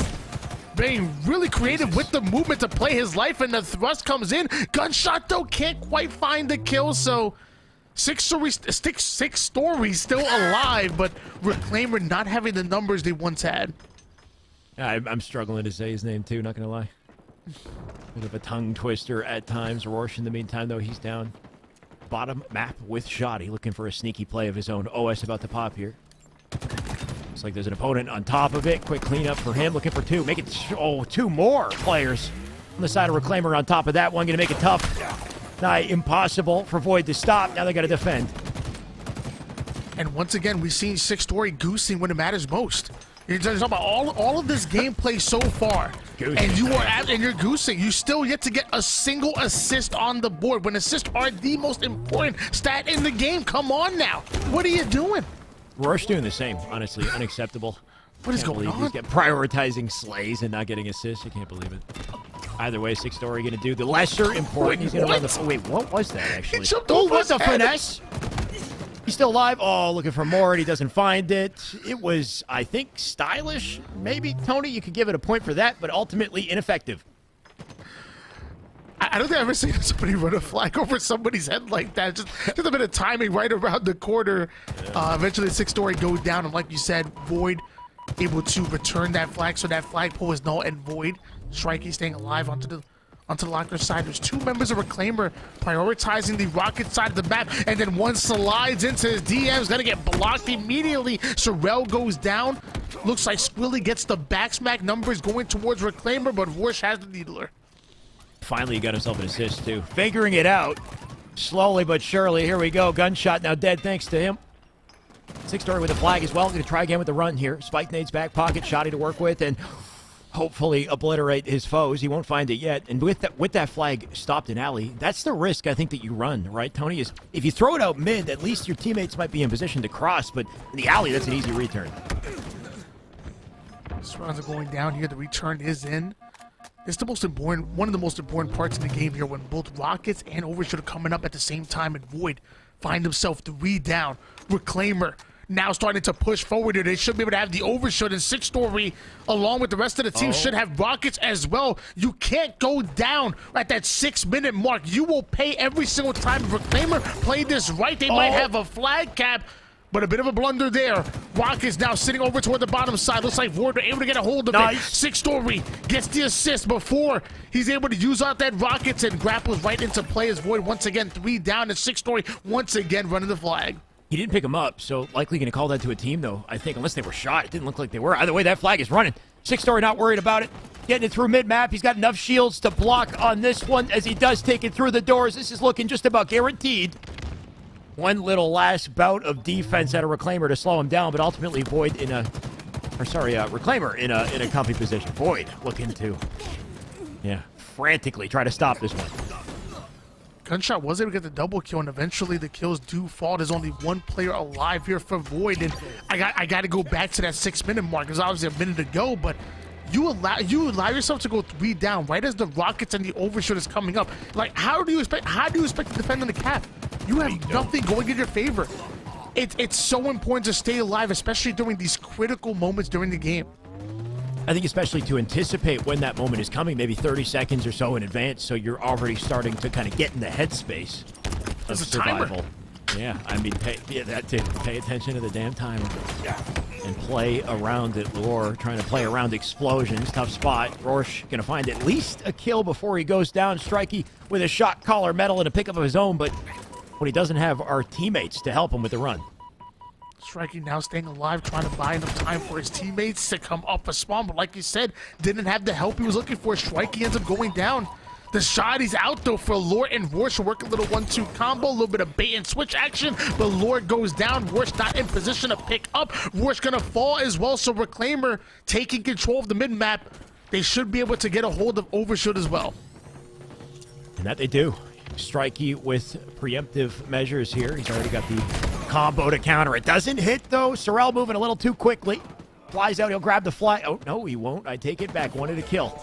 Now he'll take the flag. Getting tagged up from BR just a little bit. Another one over in alley. Not enough to stop him as he's a train. He'll make it through center. Is this enough for another run here for Reclaimer? It comes down to Slays. His team now rotating back with him, but down to one shot. Sorrel. Beautiful movement, and that's the strong side to work. You conceal your head, block off that line of sight, but still having 2 players avoid on the overextension. The kill comes in. 6-story has to play this slow. Damage first. Get those slays. Maybe get the touch on the fly, but there's one still pushing in. Now there's another coming from a different angle. A squeeze and a pinch being formulated by Void as Reclaimer end up going 3 down, and the counter pull is coming in. Tony, that was the strongest of strong sides out of Sorrel, but I hate to say it, a bit of a burger play after that, though, unfortunately, right? Because he threw the flag out, didn't even look right, got melted in the air immediately. Had he milked and stayed alive, they might have capped that. Now they are suffering from what might be a counter cap. Lure looking to plant this one in. Bulldog and flag for Lure. Reclaimer find himself 3 down to the counter pull. No, the counter cap is in. Void tie up the game with 2 minutes and 33 seconds in regulation, and right back to the mid-map they go. And hopefully that will lead us to a close on this game here, Tony. Of course, tied up for now. point to tie it pivotal. Running out of time here to really make an impact. Also, OS about to pop. Gunshot in a great position to collect it. And also with some dynamos to make things easier. Dynamo grenades are out. Sorrel and Gunshot now pushing forward. Easy 2v1, but that doorway's only so wide. Single file line. Dynamo grenades are in over toward the palm tree side. That's exactly where Void are trying to push up. This can be good. One more round of slays, and we'll see Reclaimer start to push this flag forward. Squilly off a screen, taking down Strikey. Gunshot trying to find an angle with these numbers coming in. Reclaimer will at least start this flagpole. They can't commit to it just yet. Gunshot clean up on the spawner. Gonna get tagged up from BR in just a second, though. Not fast enough to escape that line of sight. That flag goes down. Reclaimer gonna have to try their hand again here. 6 stories, got info on the flank. There's 2, though. A little too much info. That's it for him. Wow. Double push by Reclaimer, enough to clear out the rocket side. Rhyme Shell using the environment to his advantage. Gunshot not having the height advantage, but staying alive, understanding how to play the space, understanding how to play your angles will keep you alive, and now you're right back in the fight. The nades start to go in. Lure gets the heck out of there. Gunshot still alive and thriving based on just playing his life and playing those angles. Reclaimer having an opportunity to play some offense here. Void find himself 3 down. Reclaimer, they're looking to pull away here. Tony, they might have it. Flag go bottom mid. It's up to Void to try to find a stop. Rorschach's in trouble. He's getting tagged left, right, center. He's dead. The entirety of Void. They're stuck in Treehouse. They're trying to chase this down. They might not make it through the double doors. Willie goes. He collects the flag. Nade's licking the back of his heels as he makes it up to Cap here. Should be in the clear to close this out with 30 seconds for Void to get a touch. They were so close they could taste it, but weren't able to stop that flag from going in. And oh my gosh, Sorrel thrust into the wall, knocks his head, almost giving himself a concussion, but still gets the kill. Rorsch will take him out while being dazed and confused. Still a 1v1 battle. Rorsch having to do this by himself. Lure taken to the skies for the ninja, not going to connect, so back-to-back kills in favor of Reclaimer. Void still trying to put the offense in. If Void continue to die on Reclaimer's side, it's good, but not good enough because Reclaimer take the win. Oh. Void, they tried as they will. It just wasn't enough. Respect to Lure trying to get, what, a ninja in the last 5 seconds of the game? In a moment like that, your opponent probably never will expect it, right? Like, who would fly backwards when the flag is right in front of them? Anyway, didn't work out for Void, and that's credit to Reclaimer, of course, coming together, finding that flag through center, and then the teamwork to lock down the rest of the team and keep them back in the double door to close it out. Tony, that's game 1 of a best of 3. Yeah, I love the commitment to the aggression that Void were able to create. You always saw them, you know, attempting to push Reclaimer's side and try to throw them off balance, but eventually Reclaimer were able to get the kills when they mattered most. Then eventually that defense turns to offense. One more round of slays, and you ultimately end up pulling the flag, and the patience game really going towards Reclaimer, and they can do it again here on Slayer Recharge. This is a much slower map than a map like Streets or Live Fire. If you can lock down those angles, you can really play off of your anchor, you can come out on top. You definitely can. We'll see it, Tony. A lot to control on this one. A lot more of a slow burn as far as map game type goes. You've got plenty of time to lock down the map, lock down high ground, and with the shock rifle always, you know, changing hands. If you got control of that, you've got, I think, the most important tool of destruction on this one to look to, assuming you've got the camo on lock.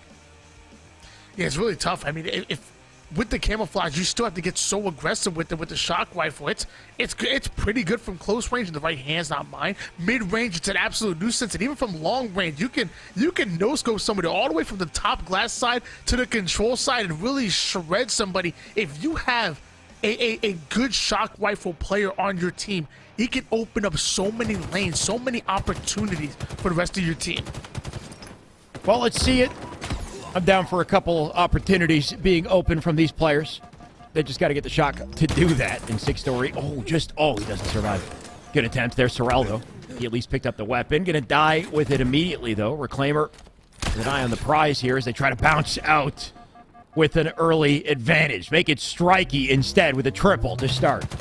Striker with the 3-1 start, having most of the kills of his team so far, and the pings are starting to come in. They knew the Reclaimer spawned up over toward the A side. Strikey getting an angle onto the pillars, but the problem is that Reclaimer spawned up, and Reclaimer are taking space on the map. 9-7 at this point. Squilly with a combo. Not expecting the angle, though, from Batledge. He's picked off easily. Void going to lose one as they do look to hold on to the numbers they have here. Strikey, sneaky play up through C side. Looks like the entirety of Reclaimer actually rotating away from that. They're up through A. Holding down a perimeter. Multiple dead now, too. They're getting aggressive off it. Strikey leaves the nade behind. Not enough to get a stick. He'll regroup with Void as he's in trouble. A great job for Strikey to stay alive and right back to his spawning teammates. So now the prey becomes the predator.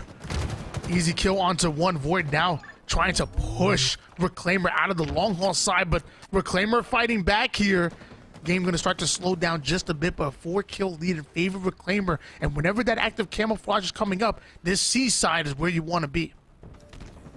Definitely a good spot to stop or to watch Camo collect it. Maybe get a flank as well. Six Story doing exactly that. Multiple Void members near him. They must be aware, and that's why the repulse is handy. Thankfully for Rorsch. He hits the back of the box, finds himself alive in that situation. Whoever that was. Someone on Void. Sorrel and Squilly getting the 2 kills they're looking for. Once again, Void find himself going 3 down in a critical moment. Right as the camouflage is coming up, Squilly having the most important equipment on the map here. Easy kill for him. Watch out. There's still multiple members of Void that should have heard all of that damage coming in. All of those shots being ringed out, but nobody getting in position, and Squilly is still alive. A good spot to get another kill, too. Six Story already with 1. Rorsch down for the count. The rest of Void going to be forced to back off here as Squilly looks for heads. Hunting them in the meantime. Out through center, tagging bodies as he goes. Getting maybe a little bit zealous with this one. Hopefully not overzealous. Maybe he was, right? What a risky play to make to try to capitalize on that with the shot. Go down low ground. If you die, you lose it. I feel like his camouflage also might have ran out at like the wrong time right there. Once that sound cue comes out, everybody's like, oh, there it is. We found them. 24-16 lead. So far in favor of Reclaimer at the moment. We've now switched on board with Strikey going in for the challenge immediately. Easy kill for him. Taking height, taking control here, but Void go 3 down. Reclaimer not even stacking numbers, they're not even baiting and switching, they're surrounding Void and winning a lot of these individual gunfights. Starting to make it look kind of easy here. 28 in the board, pulling away quite a bit. Void trying to find kills to stabilize it. At the very least, they do have a setup on the map. They finally got a shock here to work with as well. This is going to make things a little difficult for Reclaimer. Got to think about how to push out of this situation. Most of Void over on long haul. Rhymegel alone, still defending despite it. Of course, just looking for a head.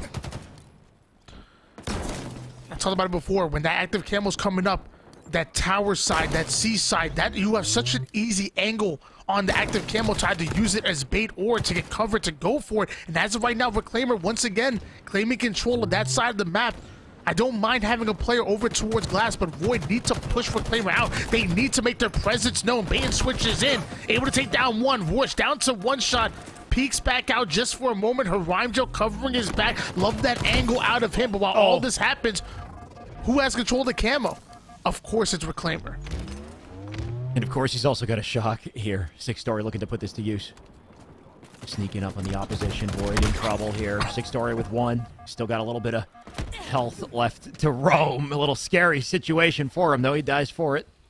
10-kill advantage, thankfully, for Reclaimer. A cushion to work with.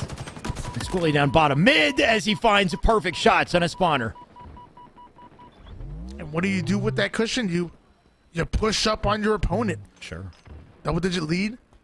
You get aggressive. At that point, you can afford yourself to make a few mistakes. In fact, you can play for trades for the rest of the game, and you'll come out with the victory. Void have to play clean Halo at this point. As of right now, Squilly taking height, putting down damage. Six Story doing this great job of just staying alive. Down to the triple stacks. Pity goes. Double backs at the wrong time. Strikey strikes first and then gets out. He's got to keep striking. Void are in trouble here. They need to win fights to get any hope of survival in this series. Thankfully, Strikey does that. 30 now. Looking for the 31st. Going to try to help Rorsch bottom mid. Unsuccessful. Does find the shot caller, though. Six Story down for the count. Still down by 10. Make it 11 overall, though. Reclaimer in such a comfortable position to close this Void. They got to play perfect. Reclaimer They're getting closer and closer every inch. Every kill puts them close to that 50 kill mark here. 44, make it 45. Oh. The double kill out of 6-story, dropping absolute bombs onto the opposition. One squad wipe away from coming out with the win. 6-story putting down the damage, sending 2 from Reclaimer to clean up the pieces here. Like I said, they can play for trade, stack numbers, and push together. Void are about to go home. Just 3 kills to close it. Seems inevitable at this point. Unless Void do something, unless they work miracles. Just not likely, but still finding Pivs despite it. Gunshot does get the clean. I'm making 49. Final kill right here. Gunshot looking for it.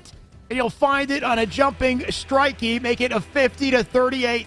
As we do close losers finals, Reclaimer make their way to Grands. And it's Complexity that was sitting over toward the grand finals, licking their lips, just waiting for the opportunity. They didn't care who comes out. No. They're feeling confident. Like you said before, obviously there's good money on the line here, $1,000 every single week during our open nights, every single Monday. Make sure you're here. But they also are talking about that valuable practice going into this weekend where we're playing for Orlando. Complexity should be feeling confident. And if they are the team that we thought they were, they better come out with the win. Right. I mean, if they're looking to make a dent, I think in Orlando, they don't want to just win. They want to blow out this series in a quick 2-0. We'll see it either way. Tony, I think the storyline with Complexity is they're in the HQ. Not sure if the whole team is. Monster, I know for a fact, is already kind of getting used to that environment, kind of simulating land. So when they do move over, it's just a natural little progression for them. Hopefully that gives them some advantage in this series, though, Tony. They did struggle a little bit against ESA Blue when it came to Slayer. Things got close for a second, but ultimately they did dictate the pace, I want to say, of the series. Yeah, big ups to Reclaimer for coming out with the win. Yeah. You know, we talked about how good this team was, and then in round number 1, when they got 2-0 by ESA Blue, another great team, by the way, still, I would say they underperformed. They redeemed themselves. They reclaimed themselves, if you will. Sure. And now going into the grand finals, I give anybody a puncher's chance. So in the grand final, that especially when you're talking about a best-of-3 series, run hot, do what you got to do. You got here for a reason. Maybe you beat out the likes of Complexity, and wouldn't that be some huge momentum going into Orlando? Be pretty wild. Not sure if this is their guaranteed team for Orlando, but what a statement that would be coming into land if they can win this. So definitely they're going to want some energy for it. I think in a best-of-3 format, this is the best and worst opportunity maybe for them, right? Because it gives them a quick chance to reset the bracket, but also if they lose game 1 and find themselves at a deficit for Slayer in game 2, Tony, this could be a very fast series. This is your grand finals, and it was Complexity that obviously coming out from the winner's bracket. So even if Reclaimer win the first best-of-3 series, that's only going to force a bracket reset. They can't win off of this first series. They would have to win 2 best-of-3 series. Meanwhile, Complexity having the comfort of only having to win 1. 2 wins, and that's it. We're crowning our champions. They're $600 richer.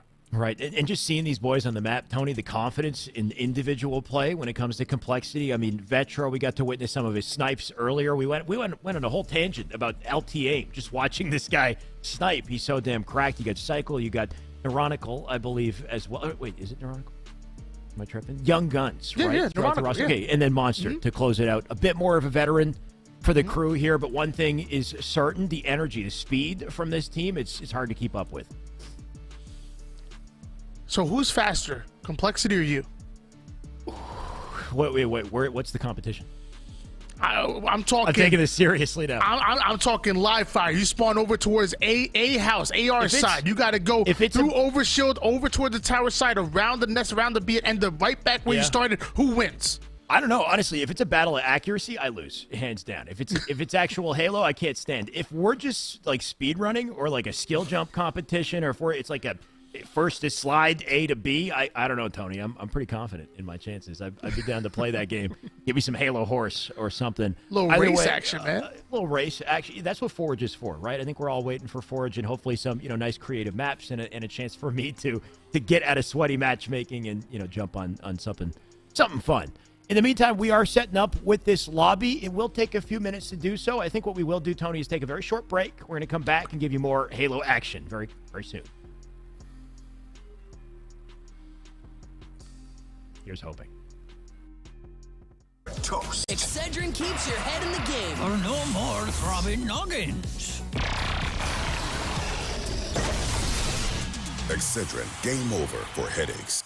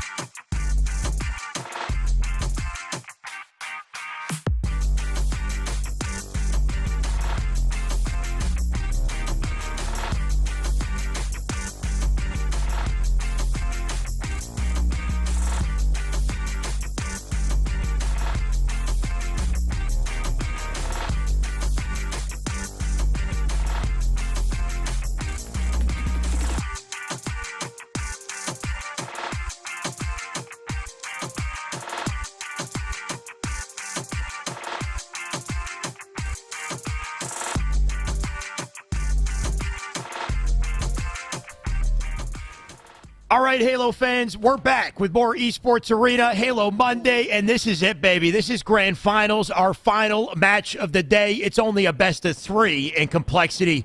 With the gameplay these boys got, Tony, let's hope it's not too quick of a series. Oh, Nirvana goal. The IGL with the big brain play, just sitting in the corner, waiting. I'm telling you, man, this is Halo. It ain't Call of Duty. I don't know why the guys are camping in corners. I don't like it. I don't like it, Alex. You know what? How about you hop in the Discord real quick and you tell Nironical how to play Halo? Tell him what he's doing wrong. Right? He's 7-2. Something's up with that. Clearly, he's messing up somewhere. Oh, clearly Complexity aren't messing up as a whole 122-2 lead, 120-point run as Reclaimer. Struggling just to stay on the map, let alone to get any kind of points. Gunshot ends up going down, and another triple cap about to come in out of Complexity. And you're seeing right now there's a giant L next to Reclaimer. That means it came from the losers bracket. If they don't be careful, it might stand for losing game 1. I mean, at this rate, it's looking rough. Full map under control, cycle already with shots. Oh, nice quick little escape, though. I like the attempt there at a Reclaimer. Whoever that player is in blue, finessing his way around to try to stay alive. It was Sorrel. Good attempt there. He does milk long enough for the team to come in, hopefully pick up on the damage, but they got more work to do than that. Trying to get presence in B. They don't cap it. Only 2 points to their name here as Gunshot in what looks like a futile attempt to stay alive. Tony, this is falling apart.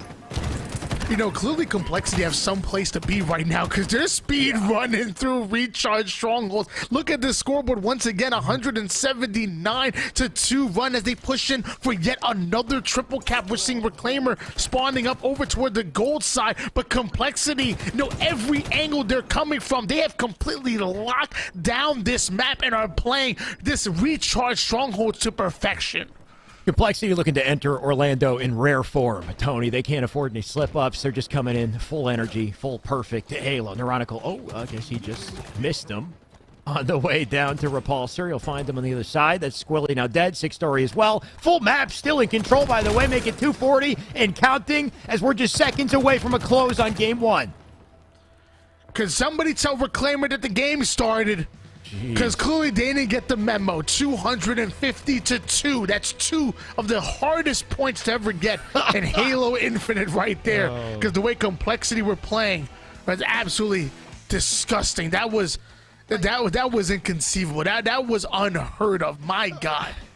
If anybody ever tells you Halo doesn't have a skill gap, just go ahead and watch some of these ESA tournaments, Tony, because the levels, it's insane, right? Like, we just had Reclaimer in a nail-biter series with ESA Blue. They won it. With Void, they won it as well. Like, they're fighting through the trenches. They finally get here. What do they receive? They what? Like an insult almost is what they receive in grand finals. Just a boss, an absolute monster that is Complexity. Anyway, I'm very curious about the timing on that. Like, how was that? I want to say that fast. maybe a 3-minute stronghold game. Like I wish I was able to look at the scoreboard right now. 4 minutes, almost 4 minutes stronghold game. Wow, 4 minutes. Jeez. I believe. Yeah. Holy. Quite impressive.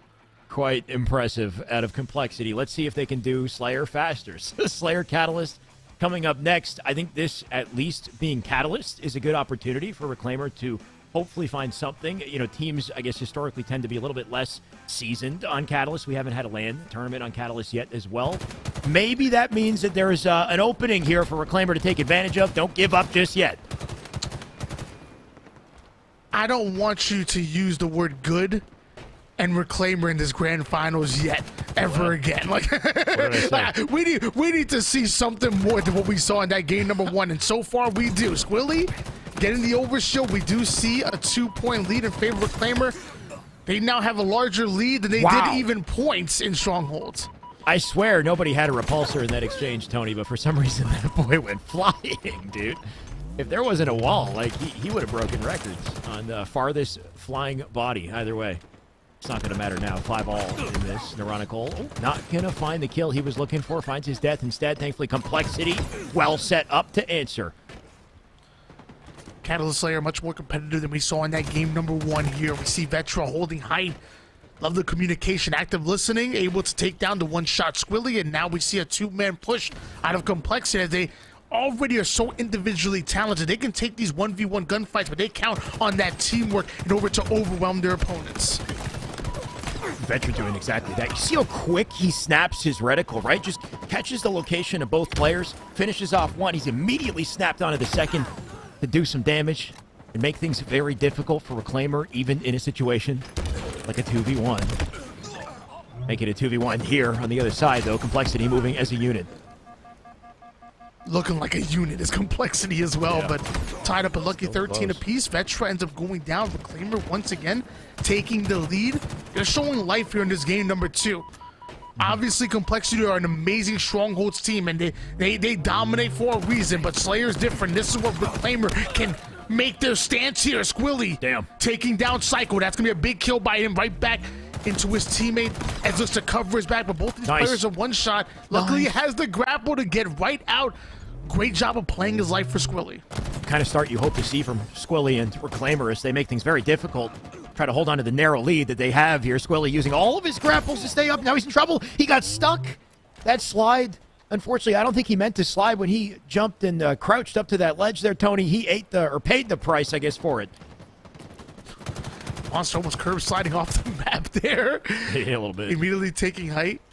Got a little double push coming in out of Monster and Complexity. We saw them get back-to-back kills, and now they're looking to add some more easy kills now coming in for Complexity. But Monster ends up being sniped. Neuronical takes height. 3 down, go Complexity. Reclaimer once again taking control. Vetra cleaned up there immediately.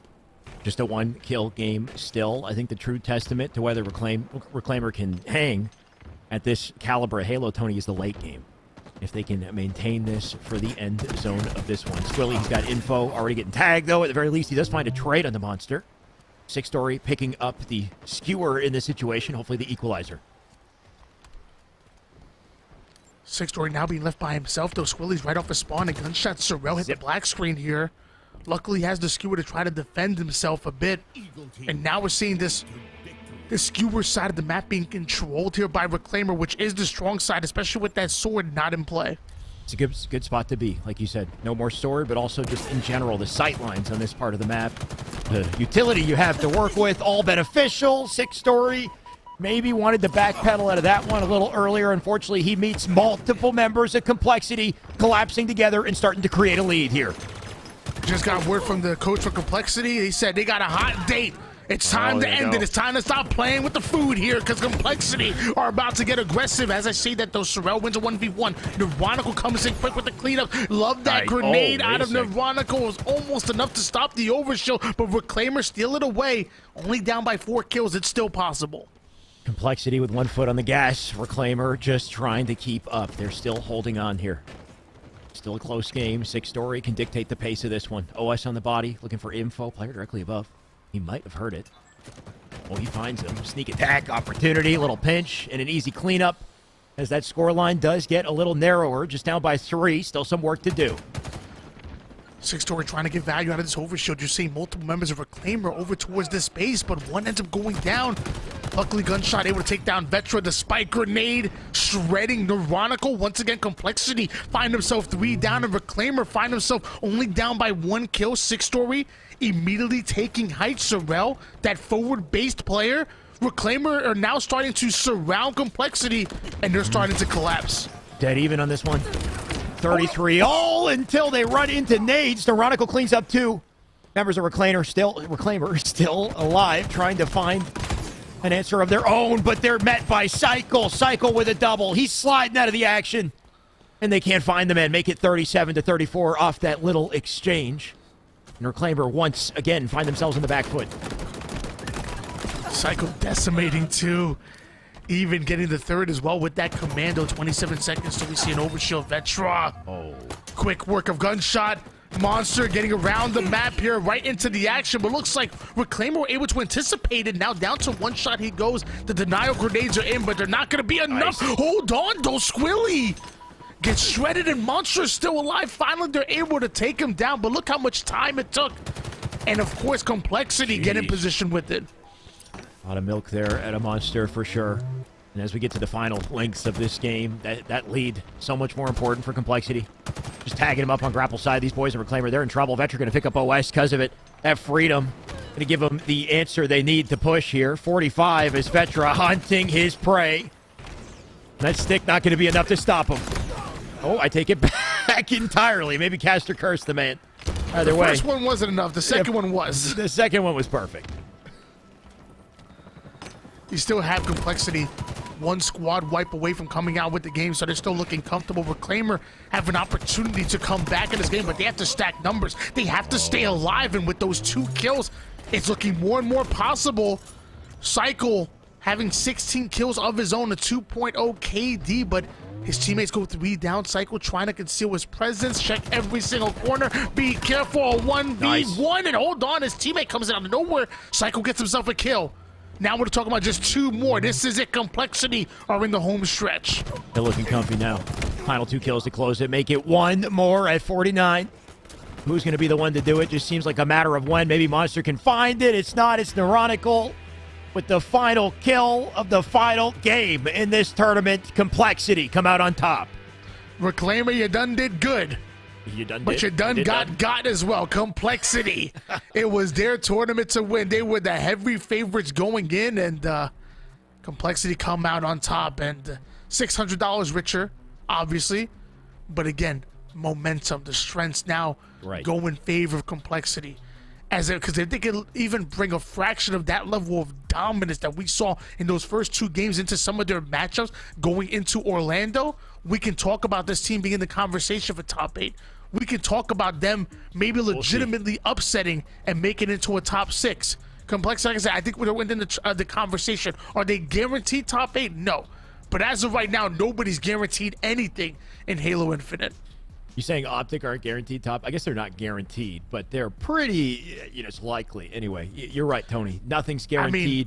We've got still there, Cloud9. We got a hell of a tournament coming up either way. In complexity, I think with Game 1, definitely set some momentum. With Game 2, maybe a little shakier on the Slayer. Something we've learned, I think, time and time again with Halo Esports, Tony, is there's layers to this. And complexity, they've got some big demons to go up against when they come to land. Either way, that's what all this practice is for. That's what these awesome events are for as well. So big ups to ESA, big ups to the viewers in the chat, the players, of course, playing, giving us a show today. Tony, I can't complain. This is our final, I think, online Halo tournament before we hit the land.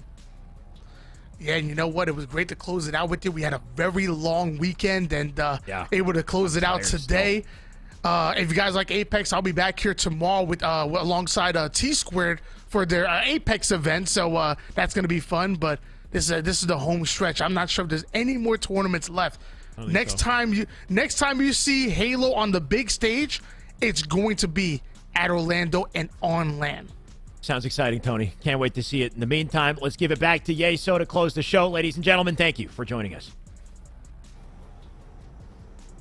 Thank you, gents. Good end to the day there for Complexity. Kind of speed running that grand final, and they take the win 2-0 and finish as our champions here on a Series E Halo Infinite Monday night. And man, just a nice, good little appetizer here as we get ready for Orlando this weekend. Tony making a good point. Nothing is guaranteed, though. Shyway, I would say Optic probably guaranteed top 8 at the very least. But once you get into there, who knows what happens as this tournament continues, because it's going to be a very crazy weekend. And it's really going to kind of set the stage for going into the World Championship up in Seattle in November. So I'm looking forward to Orlando. Cannot wait to see how things shake out. Of course, I know Optic do probably enter the event as the odds-on favorites, especially considering how good they have been over the last few months. It was the Cloud9 era to start Halo Infinite, but it seems like we could be entering a new era, especially if Optic can win this weekend in Orlando. So we'll have to see how things shake out on that front. No Friday night tournament this week, of course, with Orlando going on. All the teams will be going out there and everybody traveling out to the event. I hope you have a wonderful time. As Tony mentioned, though, we still got Apex going on this week. The next 2 nights we'll have Apex Legends tournaments in our second to last week of the season. Also a reminder, no Guilty Gear this week. CEO Taku going on. So the FGC and the Halo Infinite community celebrating incredible events this weekend. So we hope everybody watching, participating, running these events has a wonderful time and stays safe this weekend. That's going to do it for us here, though. Tonight we'll be back tomorrow at 4 p.m. Pacific time. My name is Yeso. Pleasure to host for you all, as always, from myself, the entire live broadcast crew, and everybody here at Esports Arena. Thank you so much for joining us here tonight, and we will see you again tomorrow.